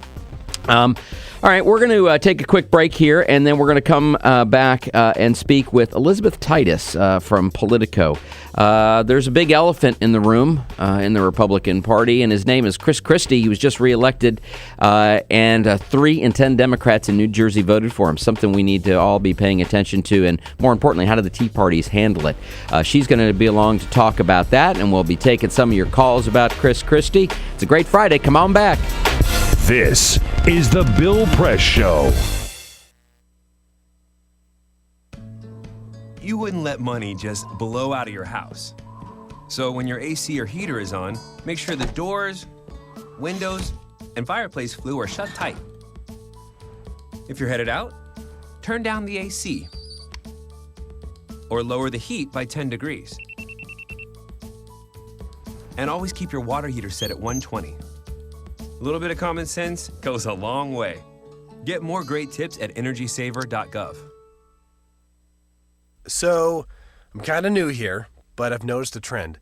My human does this funny thing where she goes around and gets all my toys, and then she hides them in that basket by the door. You know, but it's always the same basket, and it's always in the same place. And then she acts so surprised when I find them, but, you know, she's putting them in the same basket. Again. It's like, hello? That's where you put it last time. You were the worst at hide and go seek.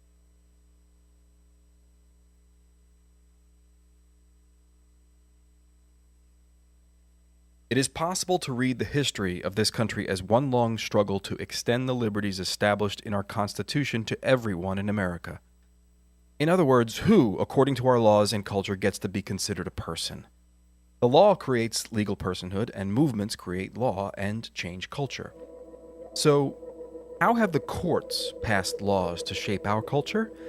That history goes way back before Citizens United. 1819, Dartmouth College versus Woodward, Supreme Court case, turned a corporate charter from a government-granted charter to a contract. This ruling gave corporations standing within the Constitution.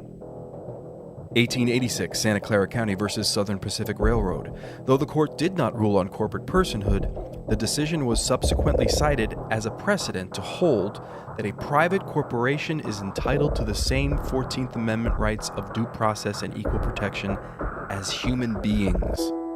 This makes it impossible for us to make laws that treat local businesses any differently than giant multinational corporations, even if their business practices are deemed to be harmful to workers, the environment and communities, or if they have a history of violating the law. Hale versus Henkel, 1906. The court granted corporations the Fourth Amendment search and seizure protection.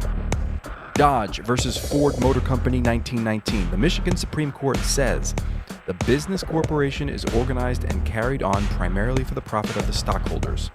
Stockholder primacy is established. The purpose of the corporation, according to the court, is no longer to serve the public good, as it had been. It is now to maximize profit for shareholders above all else. Pennsylvania Coal Company versus Mahon, 1922. Corporations get the Fifth Amendment takings clause, meaning if you pass a regulation that impacts a corporation's ability to make a profit, that is deemed a taking, and they can sue for the right to future profits lost. This creates a chilling effect, and local and state governments become much more hesitant to pass laws in the public interest for fear that corporations can claim loss of potential profits that cities and states will be on the hook to pay. Buckley versus Vallejo, 1976. The Supreme Court rules that spending money to influence elections is protected under the First Amendment, in effect saying that money is speech. Citizens United versus Federal Election Commission, 2010.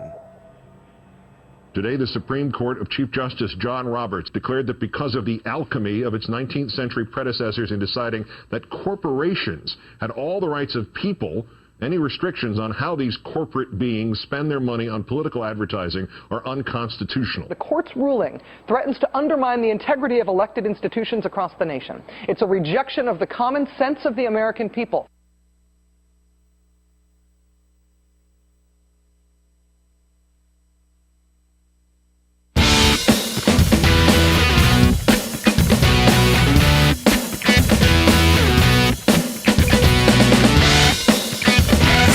Is the Bill Press Show. Good morning, everybody. Welcome back to the Bill Press Show this Friday morning, November the 8th, 33 minutes past the hour. We hope you're having a great Friday morning. Hope you have an even better weekend. Interesting political week in an off-year political year. Obviously, these can be some important elections. Of course, both Virginia and New Jersey elected governors. People always try to read the tea leaves and figure out what's going on there. So you had two kind of distinctly different elections and electorates. You had, Virginia, which is your traditionally kind of purple state right now, and a state in which it swings between Republicans kind of and Democrats. The Democrat in Virginia, of course, won by a bit of a squeaker, a little over 2%, almost 3%.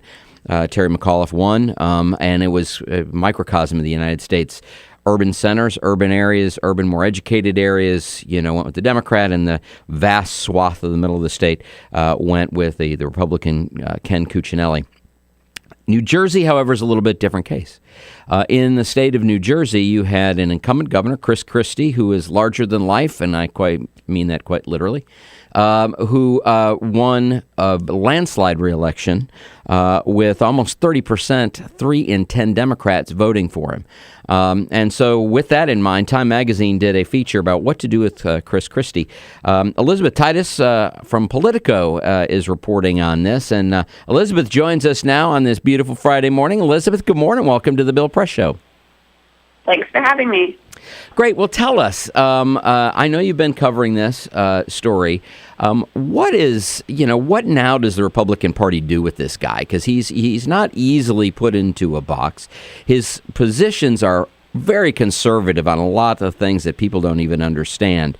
But he also has had some heresies within kind of the Republican Party. So what is the Republican Party going to do with this guy right now? Well, Christie is definitely a one-of-a-kind figure in his party right now. The interesting moment that we're in is that he is about to take the chairmanship of the Republican Governors Association, and that puts him in a really interesting spot, coming off of his pretty easy re-election campaign and headed toward a potential, perhaps even likely, 2016 bid. Republicans are basically giving him a platform to travel the country touting his own success as governor and the success of other Republican governors, and talking up what he's done in New Jersey, which is, of course, a traditionally blue state. And so there's some tension there, how he's going to balance appealing to his party and translating and communicating compromises he's struck with Democrats in New Jersey, and it's going to be fascinating to see how that plays out. Absolutely. We're talking with Elizabeth Titus, Politico reporter, and of course you can follow Elizabeth by going to Politico and track her stuff. Obviously does some great work, covering politics. And Elizabeth, let me ask you this. In talking to kind of Republican Party establishment officials, they like candidates that keep them calm and let them sleep well at night. And, that's, again, why they rally around a guy like Mitt Romney. They had heartburn over, John McCain. But, by and large, they knew at the end of the day he wasn't going to, go kind of way out there. It seems to me with a guy like Christie, the Republican smart guys, the Republican wise guys in the kind of the inside the Beltway establishment, on one hand must love this guy because he is outside of Washington, D.C., which they really love. He is a unique governor who's won in a Democratic state as a Republican. On the flip side, there's no telling what might come out of his mouth at any moment. So they must have a little angst about that, huh? That's exactly the sort of conversation that's going on, Rich, not just around Christie, but in the party more broadly. Christie is certainly known to have a little bit of a temper and a little bit of a propensity to really tell people what he thinks, whether it's a teacher who's confronted him at a recent appearance or whether it's in a town hall setting. And so that's certainly a little bit of an unpredictability factor with him, although by now we've come to expect it certainly a little bit. But you mentioned Virginia, who also just held a gubernatorial election. And the Republicans' nominee there, Ken Cuccinelli, was a very conservative candidate coming out of the very conservative wing of the party. And coming off of his loss, Republicans are really having a conversation about who to nominate in order to win and be successful and also stay true to the party's principles. There's a big debate going on right now about electability and about selling candidates and about who are the right candidates to do that job. Lindsay, so that's from the Republican side, which I think is really, really important. But now we've been talking this morning, Elizabeth, about and getting calls from our viewers, our listeners, and about what did Democrats do?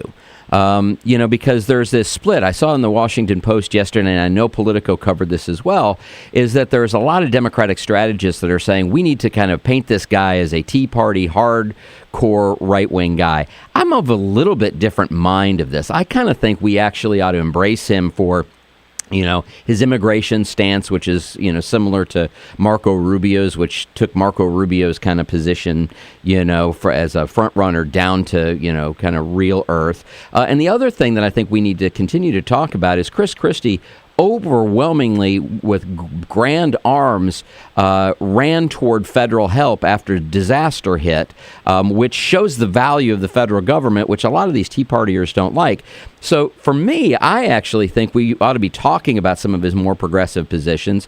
And and the next segment, we're going to be taking some more calls from our viewers. So for our listeners and viewers, 866-557-7377 is the number to ring in with your opinions on this. But I'm kind of in between. So Elizabeth, we're talking with Elizabeth Titus with Politico.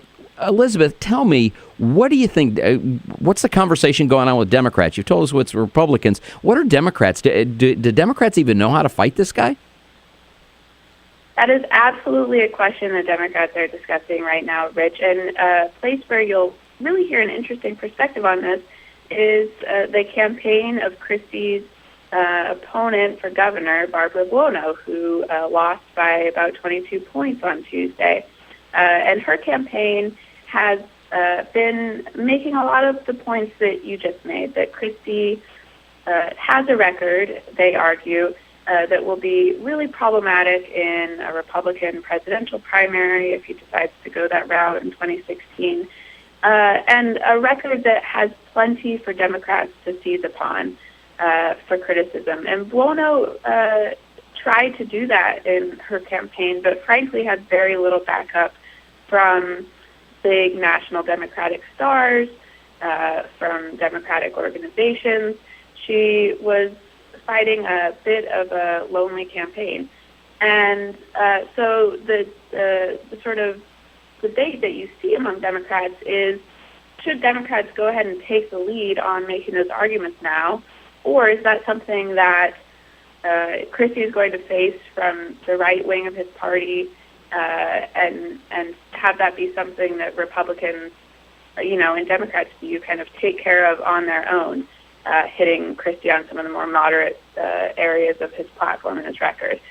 And that's a decision that Democratic groups are going to have to make about where they spend their money, about how they deploy their talent to target Christie.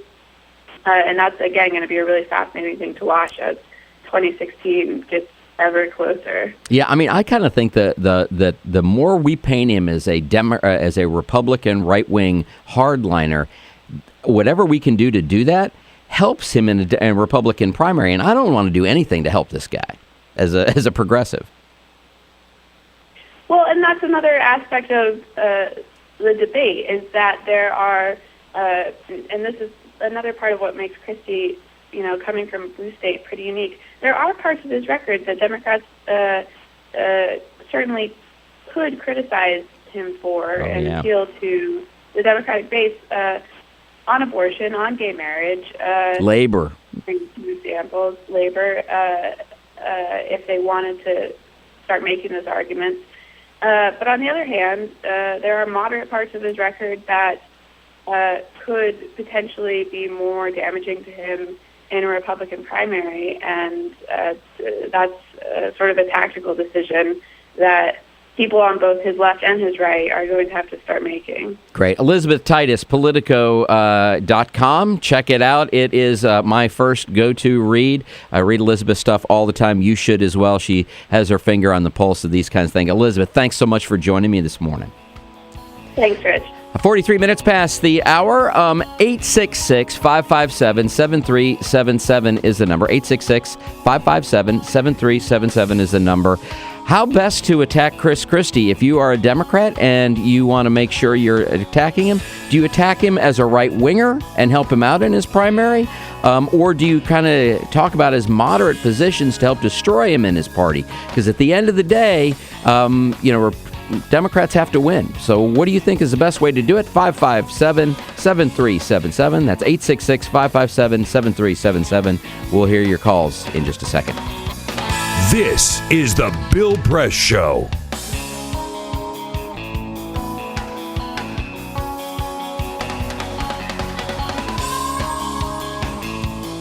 So this is my computer. This is your computer. Let's go on the internet. Let's go. Click it. Yes. Okay. I cursor in between the R and the E. Racing dot, I want you to just push the period. She's gonna love me all over again. That's it. Jamaica, here you go. Here we go. Good job. Thank you. Thank you. And I did it by myself. Feel smarter. So, I'm kind of new here, but I've noticed a trend. My human does this funny thing where she goes around and gets all my toys, and then she hides them in that basket by the door. But it's always the same basket, and it's always in the same place. And then she acts so surprised when I find them, but, she's putting them in the same basket. Again. It's like, hello? That's where you put it last time. You were the worst at hide and go seek.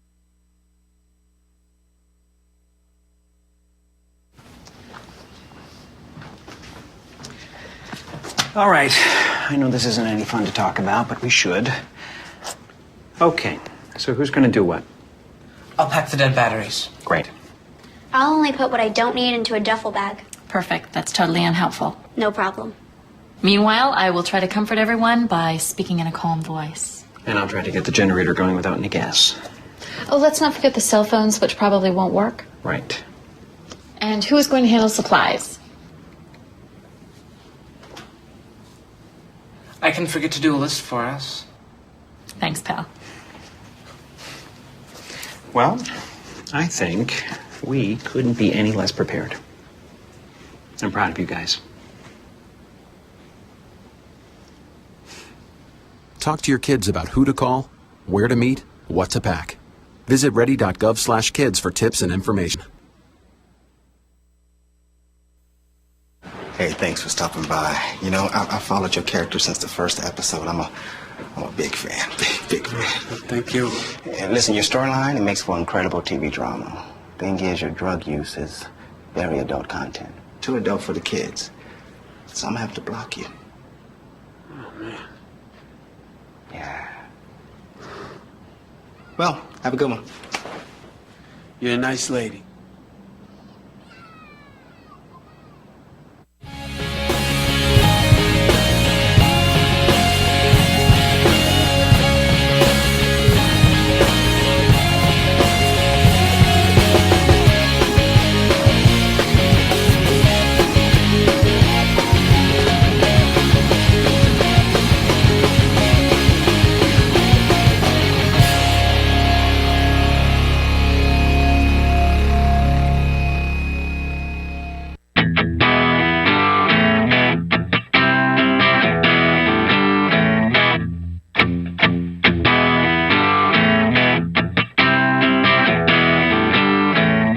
On your radio, on TV, and online. This is The Bill Press Show. 47 minutes past the hour. My name's Rich Master, sitting in for my buddy Bill this morning, who is taking a few days to, I'm guessing, go see his grandbabies on this beautiful fall weekend. We are talking elections. We had some elections this week. I know it wasn't as exciting as it normally is, but for those in New Jersey and in Virginia, it was very exciting. And now that Christie won and with a landslide margin, and 3 in 10 Democrats voted for him in New Jersey, as many of our callers earlier pointed out, that's because a lot of people aren't paying attention to his record, and I kind of agree with that. So my question to everybody this morning is, how best to go at this guy? Do you paint him as a right winger? Because let's face it, 80% of his positions are very outside the mainstream of American moderates. He is not a moderate. However, he does have 1 or 2 or 3 positions that would put him at complete odds against the Tea Party, including federal assistance for natural disasters, including immigration. So the question is how best to attack a guy like this in a presidential race, or do we just let him kind of self-implode? Dave in Buffalo is listening to us. Dave, welcome to the program. What do you think, man? I think you ought to go after him for the corrupt grifter and opportunist that he really is. I mean, he's all about a hatred of a lot of other people.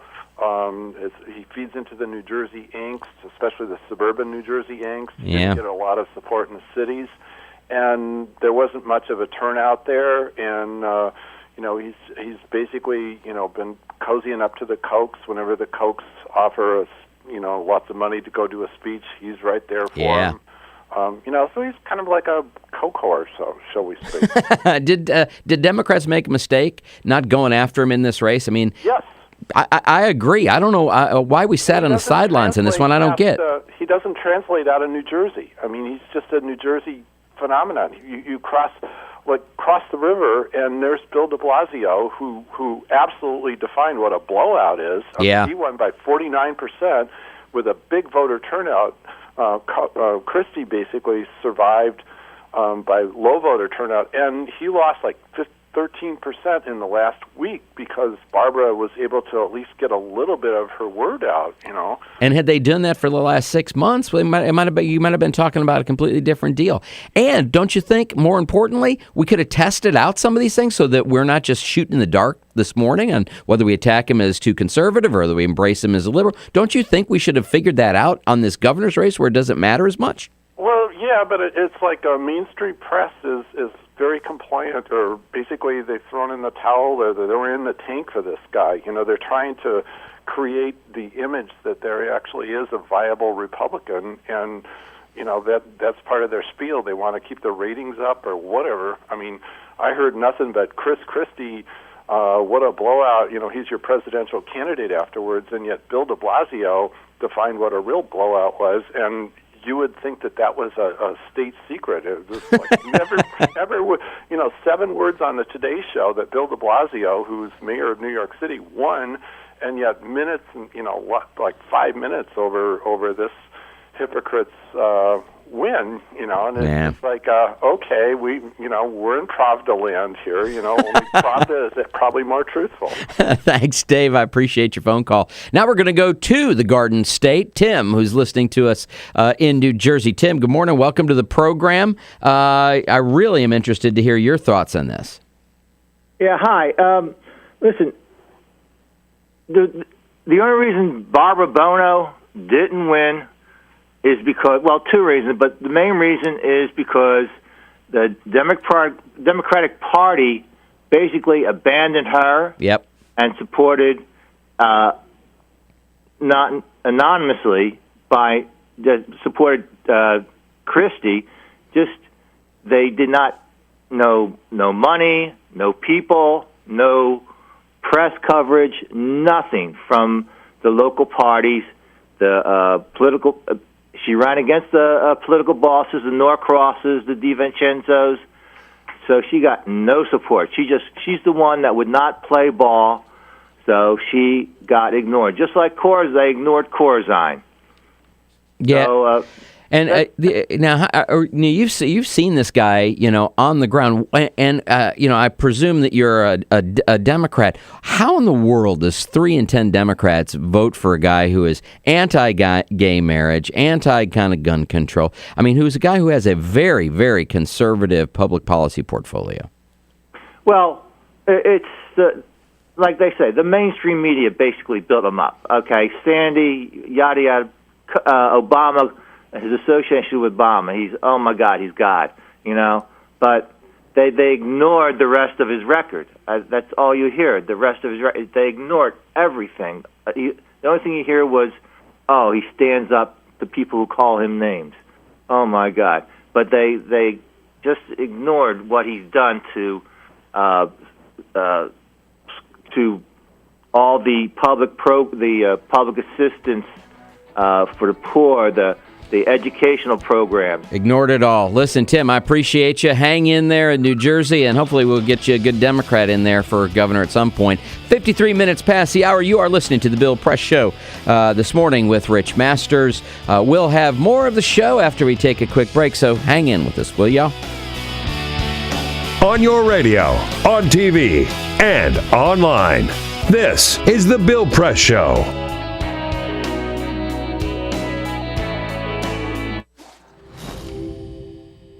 In the early 20th century, the war to end all wars didn't end war at all.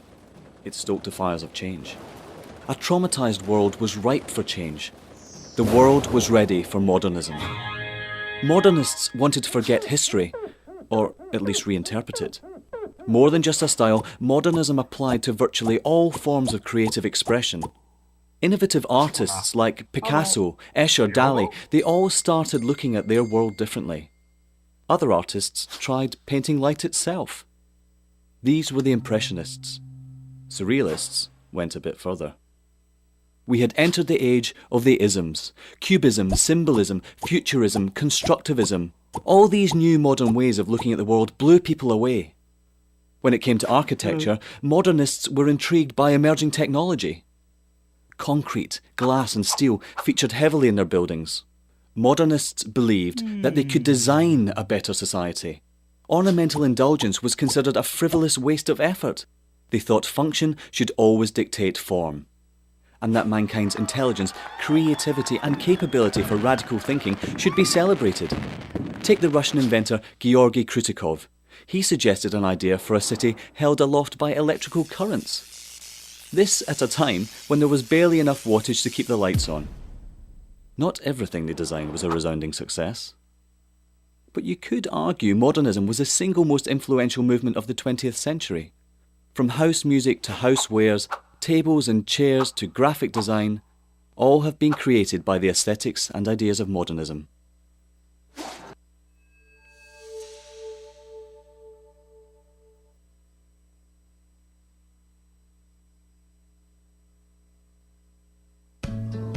You wouldn't let money just blow out of your house. So when your AC or heater is on, make sure the doors, windows, and fireplace flue are shut tight.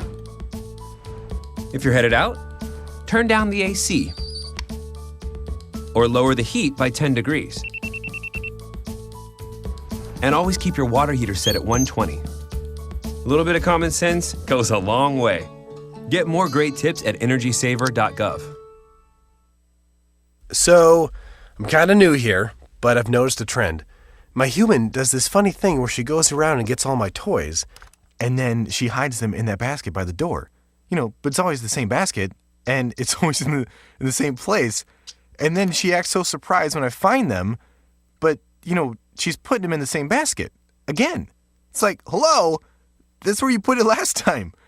You were the worst at hide and go seek.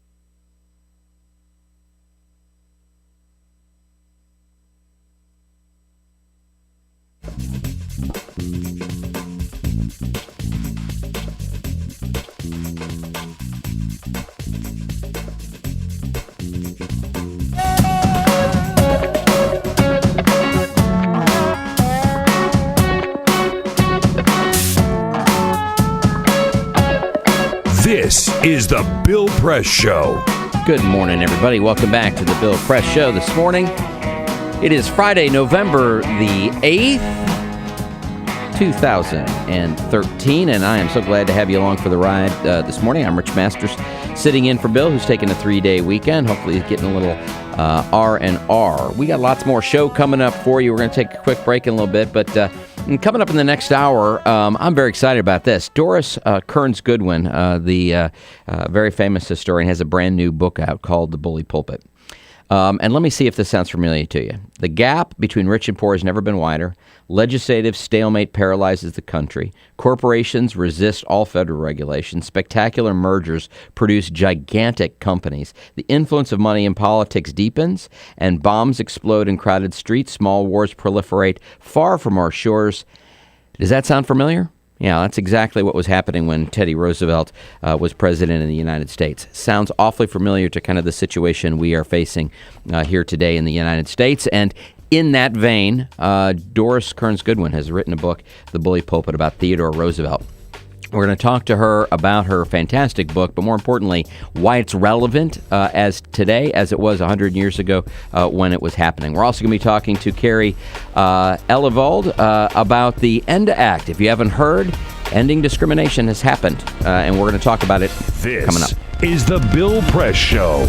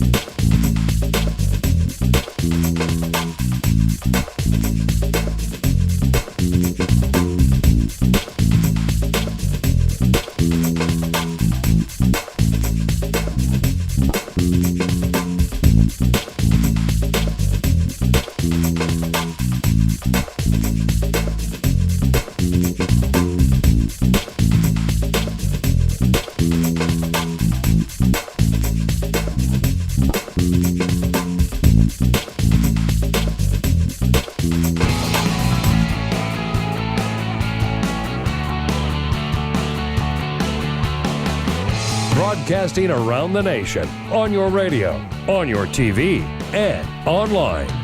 This is The Bill Press Show. Good morning, y'all. It's Rich Masters sitting in for Bill Press this morning. I'm glad to have you with me along on the ride. It is Friday, November the 8th, 2013. Glad to have you along this morning, and hopefully you have a long weekend planned. A lot of people have Veterans Day off on Monday. Time to take notice of all of the folks, men and women, who have given their lives and give their service to our country. It is a very, very meaningful holiday, and hope you have a long one. But don't forget to thank someone if you see them who've served their country well. 7 minutes past the hour, and we got a lot of stuff to talk about. I'm very excited about both of our guests this coming hour. We're going to be talking with Kerry Eleveld, who is a writer who's going to talk about ENDA. For those of you who haven't followed the news, just yesterday, the United States Senate passed the ENDA bill, which is, of course, ends discrimination in the workplace of the LGBTB. I know LGBT. It changes every now and then. It does. They add to it, but I want to do this. I want to call out because the vote was 64-32. If you've done the math, that means there were some Republicans who voted for this. Yeah. So, as you know, I tend to, and we all tend to be very tough on Republicans from time to time. But let me call out, and I realize this is just ending discrimination in the workplace. So it's not moments of massive courage. It would seem to be it should have been, 100-0 vote. It was not. It was 64-32, but I do want to give credit where credit's due. 10 Republicans joined Democrats. Those 10 Republicans who joined were Susan Collins of Maine, Mark Burke of Illinois, Kelly Ayotte of New Hampshire, Jeff Flake of Arizona, Orrin Hatch of Utah, Dean Heller of Nevada, John McCain of Arizona, Lisa Murkowski of Alaska, Rob Portman of Ohio, and Pat Toomey of Pennsylvania. So props to them. Again, this is not profiles in courage. This is ending discrimination in the workplace. But nonetheless, we've come to this point in our history here in the United States where you have to recognize little small bits of courage, and for those Republicans, attaboys, and an awful lot of attagirls, I might add. There's some names on there I didn't expect to see on there, which says a lot about where we are with politics and how we've moved, how the needle has moved. Yeah. That something like this squeaks through. Exactly. And so good news. So we're going to be talking with Kerry Eleveld, who's a freelance writer who covered and has covered it for many, many years, to talk about the importance of this. And now it's up to the House. God only knows what those guys are going to do. The profiles in courage over there are probably much less. But I'm actually also very excited to talk about history. One of my favorite subjects and one of the greatest historians of our generation, most certainly, is Doris Kearns Goodwin. She has a new book, The Bully Pulpit: Theodore Roosevelt, William Howard Taft, and the Golden Age of Journalism is out. And she writes about the parallel times that the country faced, 115 years ago during this entire Golden Age where journalism was, having its birth. And more importantly, Teddy Roosevelt and Taft and others were able to, steer the country in the right direction. And we want to talk about Teddy Roosevelt, and we're going to be talking with Doris Kearns Goodwin. She's going to be joining us to talk about her brand new book called The Bully Pulpit. So we've got a lot of great things coming up this morning. And also, we want to talk about the President of the United States, who actually went on the record and talked about his now famous pledge about if you like your health insurance, you can keep it. Which turns out not to have been the case. And I want to talk a little bit about semantics and how he probably could have and should have said, those exact words. Last night he apologized for it, and we're going to talk a little bit about that. So obviously we have a very packed agenda, so let's get to it.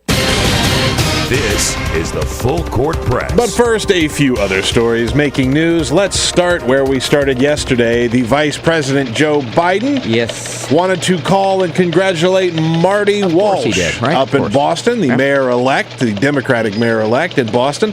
Problem is, Joe Biden and his staff called the wrong Marty Walsh, a different guy named Marty Walsh. There's got to be a lot of Marty Walshes in Boston. In Boston, yeah, sure. There's a lot of Marty Walshes up in Boston. Go on. So he called the wrong Marty Walsh.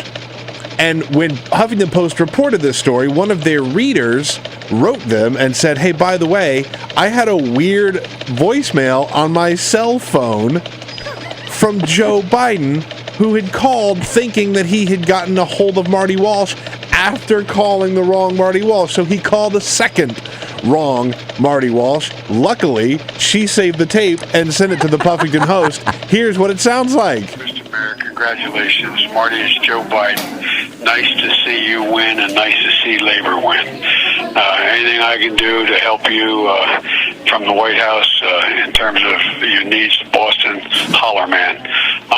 Congratulations. Enjoy the night.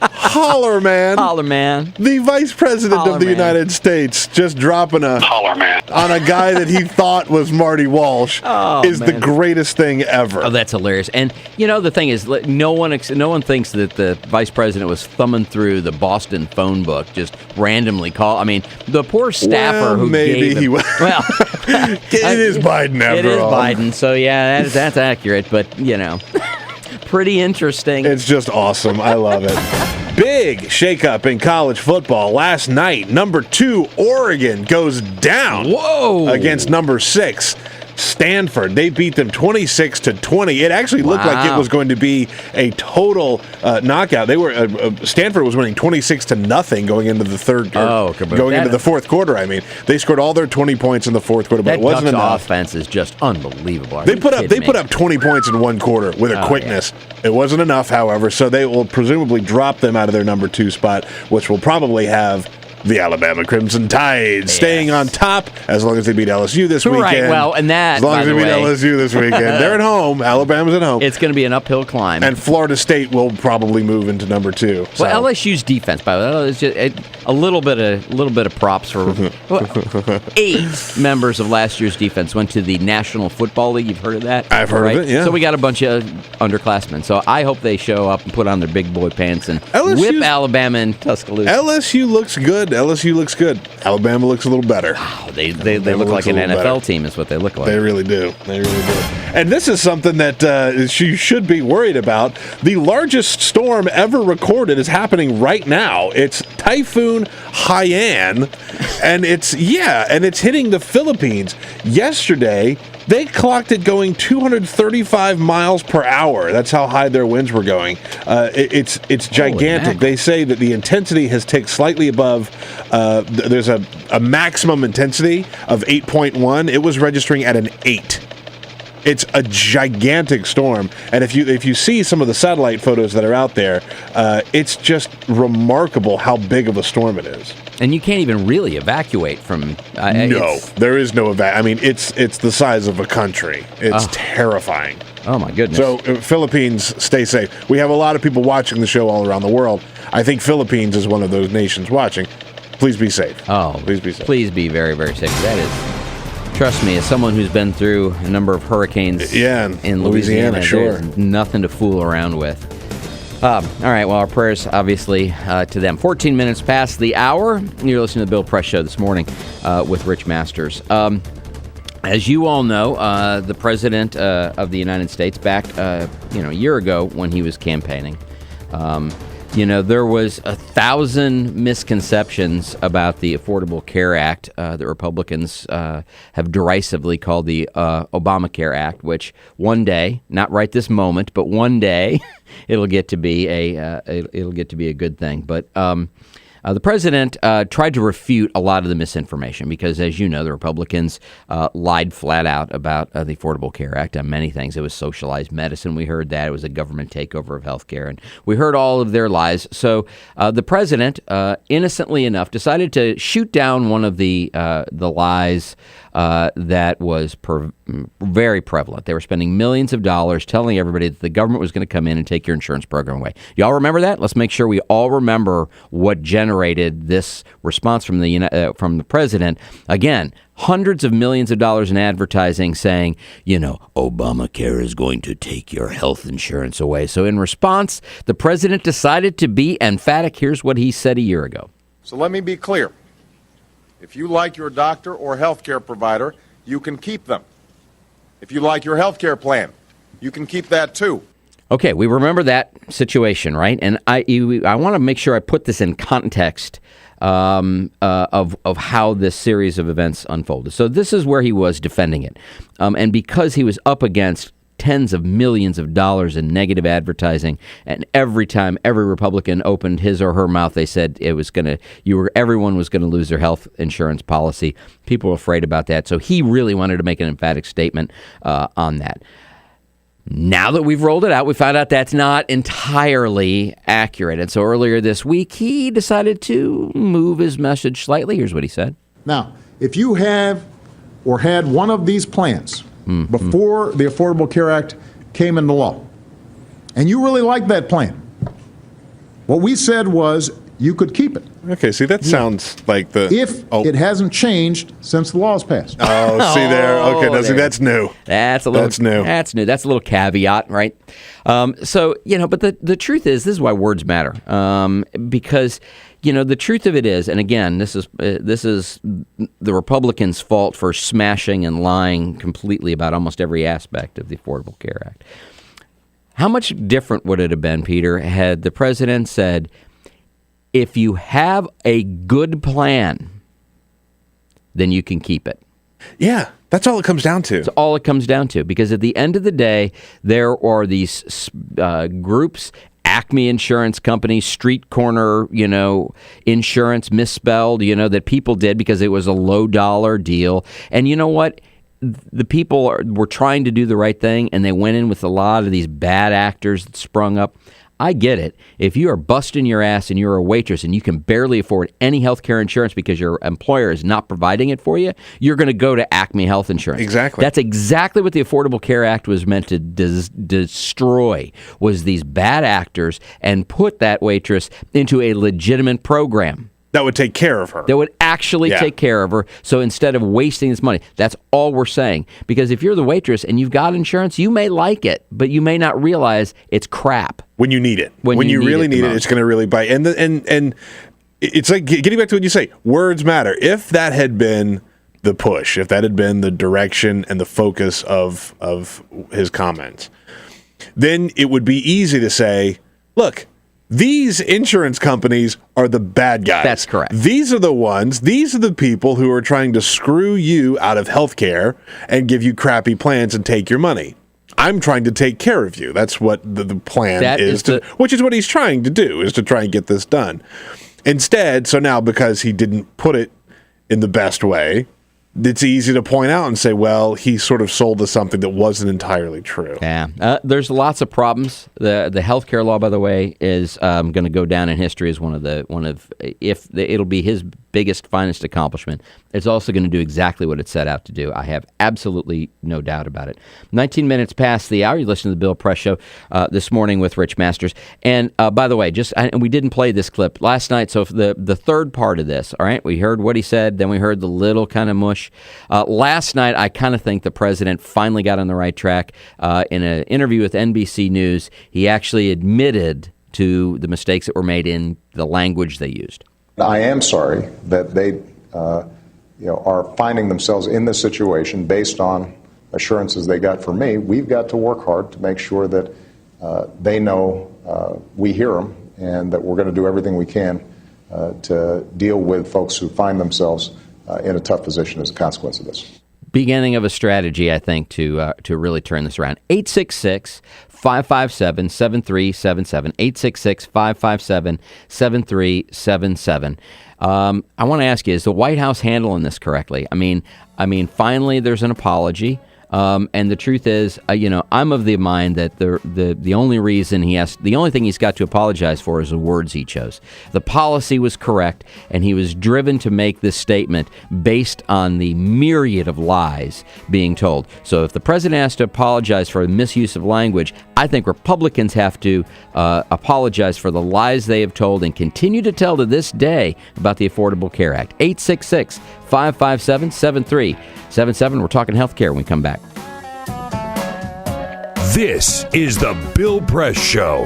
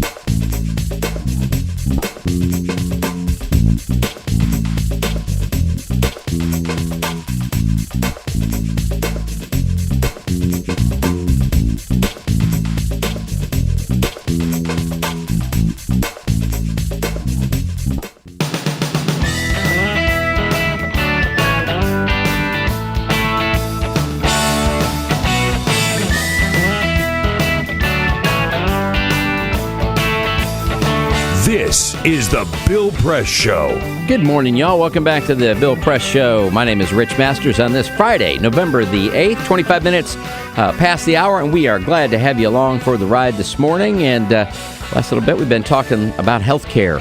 The president made a mea culpa, said he misspoke, back when he said if you like your health care plan, you can keep it. What he meant to say is if you like your health care plan and it's not ripping you off, you can keep it.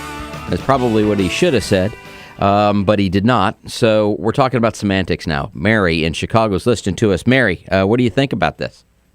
Well, what I think is the president certainly has to get a message out there, and of course he can't throw the insurance companies under the bus, but he should be.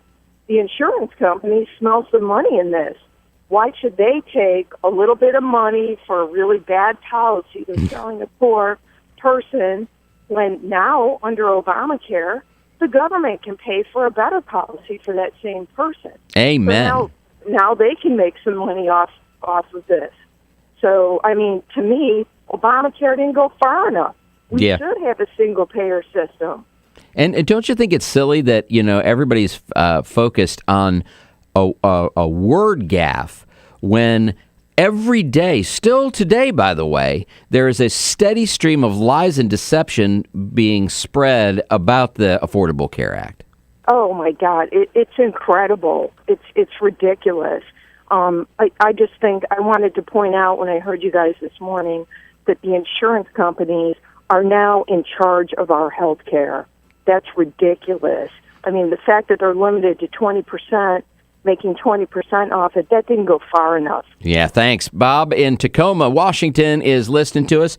Bob, what do you think? Well, first of all, I'm a single-payer Medicare for All fan. If they had just turned up the people that did not have health care and expanded it to them, or had, like Medicare, the website's already up. And we forget one thing. Barack Obama did not cancel their insurance plan. It was the insurance companies who are for profit, and that's what's ruining our healthcare system, and they shouldn't even be a part of it, because you should not be making money off of the ill and sick and those people who need health care.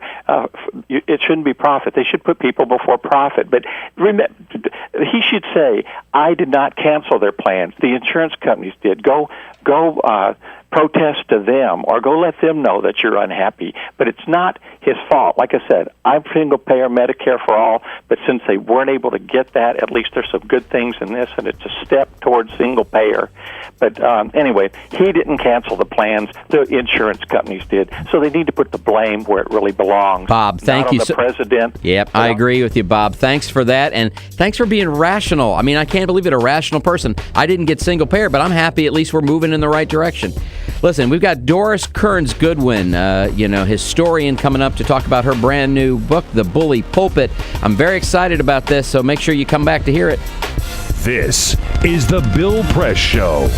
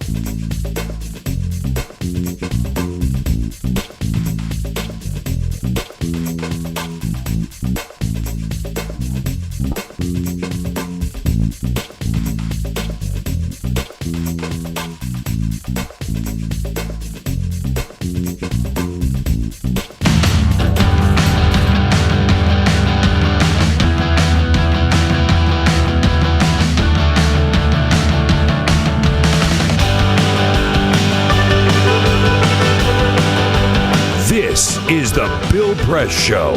It's 33 minutes past the hour. Welcome back to the Bill Press Show this morning. My name is Rich Masters, sitting in for Bill this morning, and I know that our next guest is one that Bill really wanted to talk to, and fortunately for me, I get to talk to her instead. The gap between rich and poor has never been wider. Think of the time this is. Legislative stalemate paralyzes the country. Corporations resist federal regulators. Spectacular mergers produce these enormous giant companies. The influence of money in politics has never been more. Bombs explode in crowded streets and small wars proliferate the shores. Sounds an awful lot like today, but it was actually America of more than 100 years ago when Teddy Roosevelt, TR, as well as the golden age of journalism. The author of The Bully Pulpit, Doris Kearns Goodwin, noted historian, obviously, joins us. Doris, good morning and welcome to the show. Oh, good morning, Rich. Thank you for having me. What an amazing book. First of all, what was the idea behind it? I mean, there's been so many books written about TR. This one seems like a complete different take, however, to me. Well, the reason I had to go in a different direction than simply doing a biography on TR was exactly as you say, there had been such fine biographies on him. But I wanted to live with him. When I make a choice, the most important thing is who do I want to wake up with in the morning and go to bed with at night, because it takes me so long. So this book took 7 years. So I knew if I were going to want to have TR by my side, I needed to think in a different direction. And I first got interested in his relationship with William Howard Taft, knowing that Taft had followed him, knowing that eventually he had gotten disappointed in Taft and run against him in 1912, again an echo of the present time as the Republican Party split in two with a civil war within it. And Taft turned out to be a far more interesting figure than I thought. Their friendship much deeper than I realized. 400 letters exchanged. They'd been great friends for 30 years.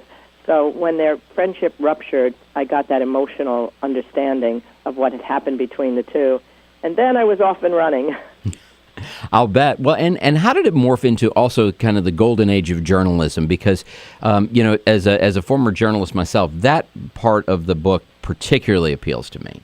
And me too as well. I mean, I found that clearly the key to Roosevelt's leadership and to Taft's falling short as a leader was that Roosevelt understood how to have the most remarkable set of relationships with the press that I've ever read about, and to use the bully pulpit to hammer home his messages, to force in a way, the country to fight what was going on in Congress from the outside in.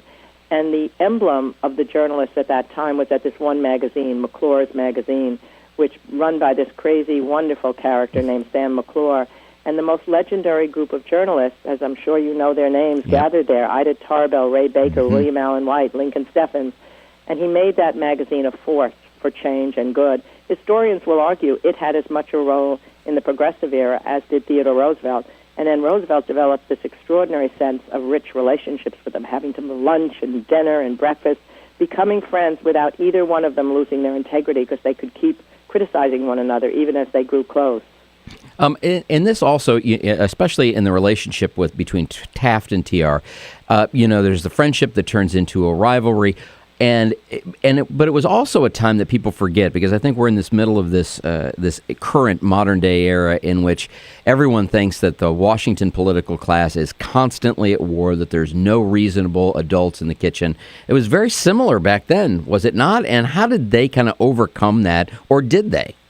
I think they did. I mean, I think what happened then, and part of the parallelism, I think, is the Industrial Revolution had created a whole new class of people, these millionaires that had such a gap between the rich and the poor and wanted to preserve their protections so that they didn't want any regulation at all to come in. This is before income tax, before railroad regulation, before food and drug regulation, and they were the leaders of the Republican Party, and they were the majority party in the Congress. So if they had had their way, you just keep your hands off us, government. And what Roosevelt had to do, and the journalists, they had to educate the country, who had also been, sort of brought up in the idea that government shouldn't be involved in the social and economic life of the nation, educate the country that we have to do something. And then the country got absorbed in the stories these great journalists wrote, and they started becoming active. So it was one of those eras when you had activism, like the 30s, like the 60s, those eras, as FDR later said, when that generation had a rendezvous with destiny. Not only the the journalists, but people in church organizations, women's organizations, all manner of trade organizations get formed at this time to try and settle the problems of the industrial era. We're talking with Doris Kearns Goodwin. Her name of the book is The Bully Pulpit, Theodore Roosevelt, William Howard Taft, and the Golden Age of Journalism. And really excited to have you with us this morning. So we've talked a little bit about this, but I want to talk to you, those who, don't understand or read history are condemned to repeat it, obviously. And the parallels between the age in which you wrote about is striking in what we have today. And Roosevelt was a real different kind of Republican. And, we had the election of a Christie type. And there are some people that are drawing those parallels kind of, today. Is he kind of the guy? Is the modern-day Republican Party willing to accept some type of reorganization as it stands today and put that in historical context as to how TR was able to manipulate and work within the Republican Party of over 100 years ago? I think what TR would say is that his mission to his own party that he loved, the Republican Party, was unless you are willing to begin to soften these terrible aspects of industrialization, children working in factories, people without any kind of unemployment insurance, people who are working 6 or 7 days a week, you're going to have a revolution. And indeed, in that period of time, there were violent strikes, there was a fear of socialism, there was a lot of anarchism. And so he would say to the members of his own party, I want to save you. And he would argue that the rock of class hatred was the rock on which a republic would founder. And I think he'd say to the present day, you need a leader and you need the party to at least begin to move toward solving the problems that we're facing, or something worse is going to come down the line. And he was right in the center, in a certain sense, between much more radical desires at that time and this conservative old guard that ran the Congress in his party, and he just dragooned them into the future. How much, let me ask you, you talk about the golden age of journalism. So this was kind of the early stages where these political leaders really helped kind of shape a larger-than-life kind of image. And so let me ask you, how much of the TR mystique that we've all grown up with reading about and understanding was real, and how much of it was journalism, kind of early stage political operatives, TR among the best himself, and journalists shaping this image that has lasted really through generations? That's a really good question. I mean, I think what was real is that he had unparalleled energy, enthusiasm, and vitality. There was a British guy who came to America and said he had seen two tremendous works of nature in America, Niagara Falls and Theodore Roosevelt. What was real is that he constantly got out of the office. He went on train trips all around the country for months at a time, and he had a masterful way of communicating with his countrymen. He said his Harvard buddies would think he talked in homely, commonplace language. But all the phrases that he made, which would even work in today's world, these shorthand phrases, people would love it. Speak softly and carry a big stick, special interests, sissy reformers. And he never relaxed. There was a sense in which he's doing boxing matches, huntings. He goes and takes people in Rock Creek Park in the afternoon. The journalists love these walks that he makes people go on, where they have to climb rocks and go over precipices and they fall out along the way. And there was a colorful nature to his personality, but they then magnified it. Cartoonists loved Theodore Roosevelt. And they loved his big teeth and his funny smile and his spectacles. And he was allowed to laugh at himself. That's what was critical. If you're going to be a figure like him, so in the public consciousness, they're going to make fun of you. My favorite moment is when a bad review came out about his book in Cuba about the Rough Riders, and the reviewer said he was so egotistical that it could have been called Alone in Cuba, as if he were the only one there in the whole war. He writes the reviewer, a journalist, and he says, I regret to tell you that my wife and family are delighted in your review of my book. Now you owe me one. You have to come meet me. I've always wanted to meet you. That's the kind of, confidence that's needed for this relationship to work. Oh, that's great. Doris Kearns Goodwin. We're out of time. I could talk to you forever. The Bully Pulpit is the name of the book. Make sure you get it. It's a fascinating read. And one thing I wanted to touch on that I didn't was everyone thinks of TR as so masculine, but the wife of Edith Roosevelt also makes him just a much more complex character. Wish we'd had a little time to explore that, but you can explore it in the book. The name of the book is The Bully Pulpit, Theodore Roosevelt, William Howard Taft, and the Golden Age of Journalism. Grab it. We'll be back in just a moment. This is the Bill Press Show.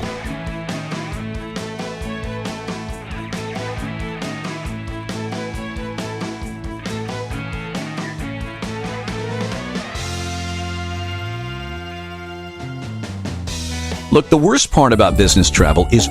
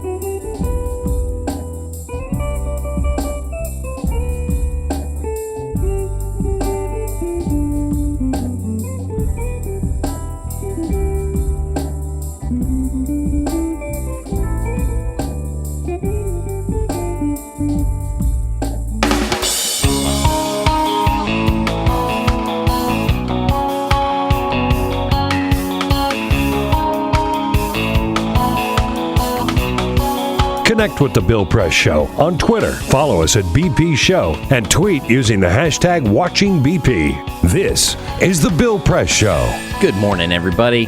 It's 46 minutes past the hour. My name is Rich Master, sitting in for Bill on this beautiful Friday, and we are glad to have you along for the ride. And obviously, that little promotion is important. Check out the website. There's lots of good information. You don't have to listen to Bill just in the morning. You can check out throughout the day. You'll be having great news updates. Today, people of all colors should be celebrating the Senate's passage of ENDA, the End of Discrimination in the Workplace Act. And while I'm very excited about the passage of this, there was 10 Republicans that actually voted for this and passed 64 to 32, now heads to the House, where it faces an uncertain future. And while I'm very happy about that, let me put this into perspective. This was a bill that was introduced in 1994, almost 20 years ago. This bill was introduced almost 20 years ago. It's taken 19 years to pass a law to end discrimination in the workplace and include lesbians, gays. It's unbelievable to me that it's taken this long. But anyway, the guy who has been covering this for a very long time is Kerry Eleveld. Kerry's a freelance journalist and joins us. She's been covering this for a good long while, and Kerry now joins us on the phone. Kerry, first of all, apologize for mixing up your gender on this discussion of. You know what? There are worse things, Rich. Worse things. Friday morning, we had a great day yesterday with the passage of ENDA, and so I feel good. I'm not worried about that a bit.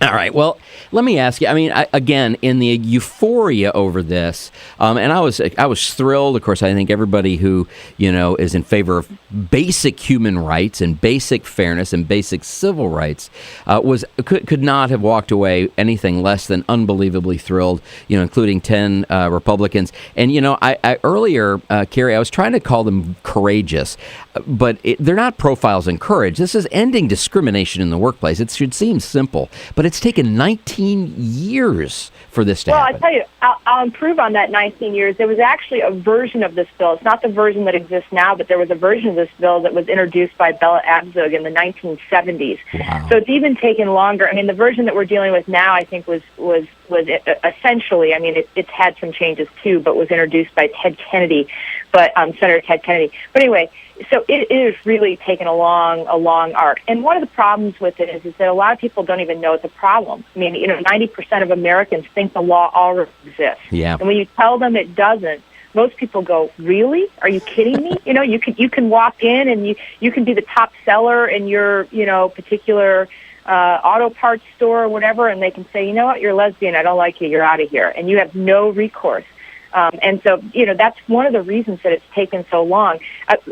One of the great things about this, although, like you said, this bill now has an uncertain future in the House, not because it's a gay bill, but because it's going to the House right now, where bills go to die, right? Yep. So, it's got the same problem that, for instance, comprehensive immigration reform has, or any other, sensible other bill piece of legislation. Yeah. Right. Any other common sense piece of legislation that makes it to the House is prospects are pretty dim right now. So,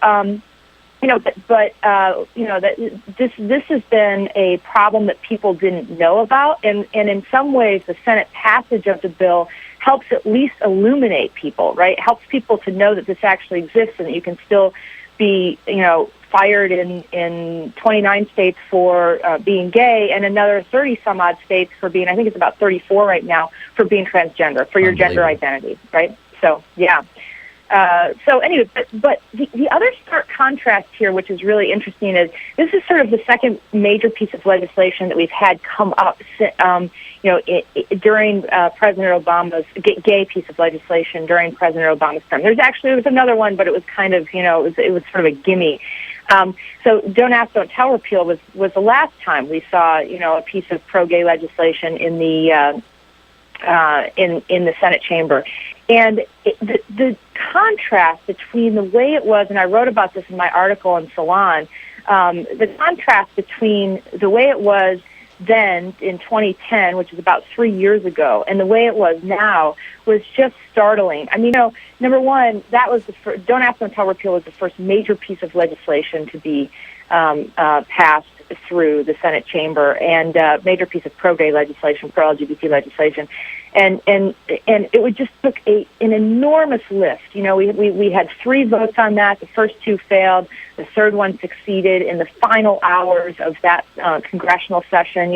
Literally just days under the wire, and no one thought. No one was sure it was going to make it. In fact, about 2 weeks before it, I was sure it wasn't. And so this was a much more orchestrated, easily passed thing. I mean, Senator Harry Reid said he was going, kind of set the date for it, and according to advocates, never really wavered from that date, even during the government shutdown. There was never a question of whether he was going to bring it to the floor once he said he was going to bring it to the floor. And then, we had 10 Republicans sign on to it. John McCain, who took the, podium before Don't Ask, Don't Tell repeal and said, don't think that this isn't going to come to great harm to the nation. Actually made a statement yesterday saying, I have always believed that workplace discrimination is consistent with basic values that that America holds dear. I mean, it's just a completely different thing. And then one last thing that I'll add is the Democrats actually are starting to use gay rights as a wedge issue against Republicans. First time ever, right? Yeah. Yes, totally. I mean, it's certainly on the Hill, right? It started, look, what I will say is during the 2012 election and during the DNC convention, right, the Democrats did make that a political issue, and they knew, President Obama, to his credit, came out for same-sex marriage and I think realized that I think no one was completely sure how that was going to play, but to some extent I think he just realized he needed to be honest about his about his actual stance, and that would help him. Change comes slow, Kerry, but it's coming for sure. Listen, Kerry, right. Thank you, Kerry. Kerry Eleveld. Check her article out, salon.com. Kerry Eleveld. Kerry, thanks so much. Great journalist. You can follow her. Just Google her and check it out. It's 54 minutes past the hour. This is the Bill Press Show this morning with Rich Masters. We'll be back with a few final thoughts after this break. This is the Bill Press Show.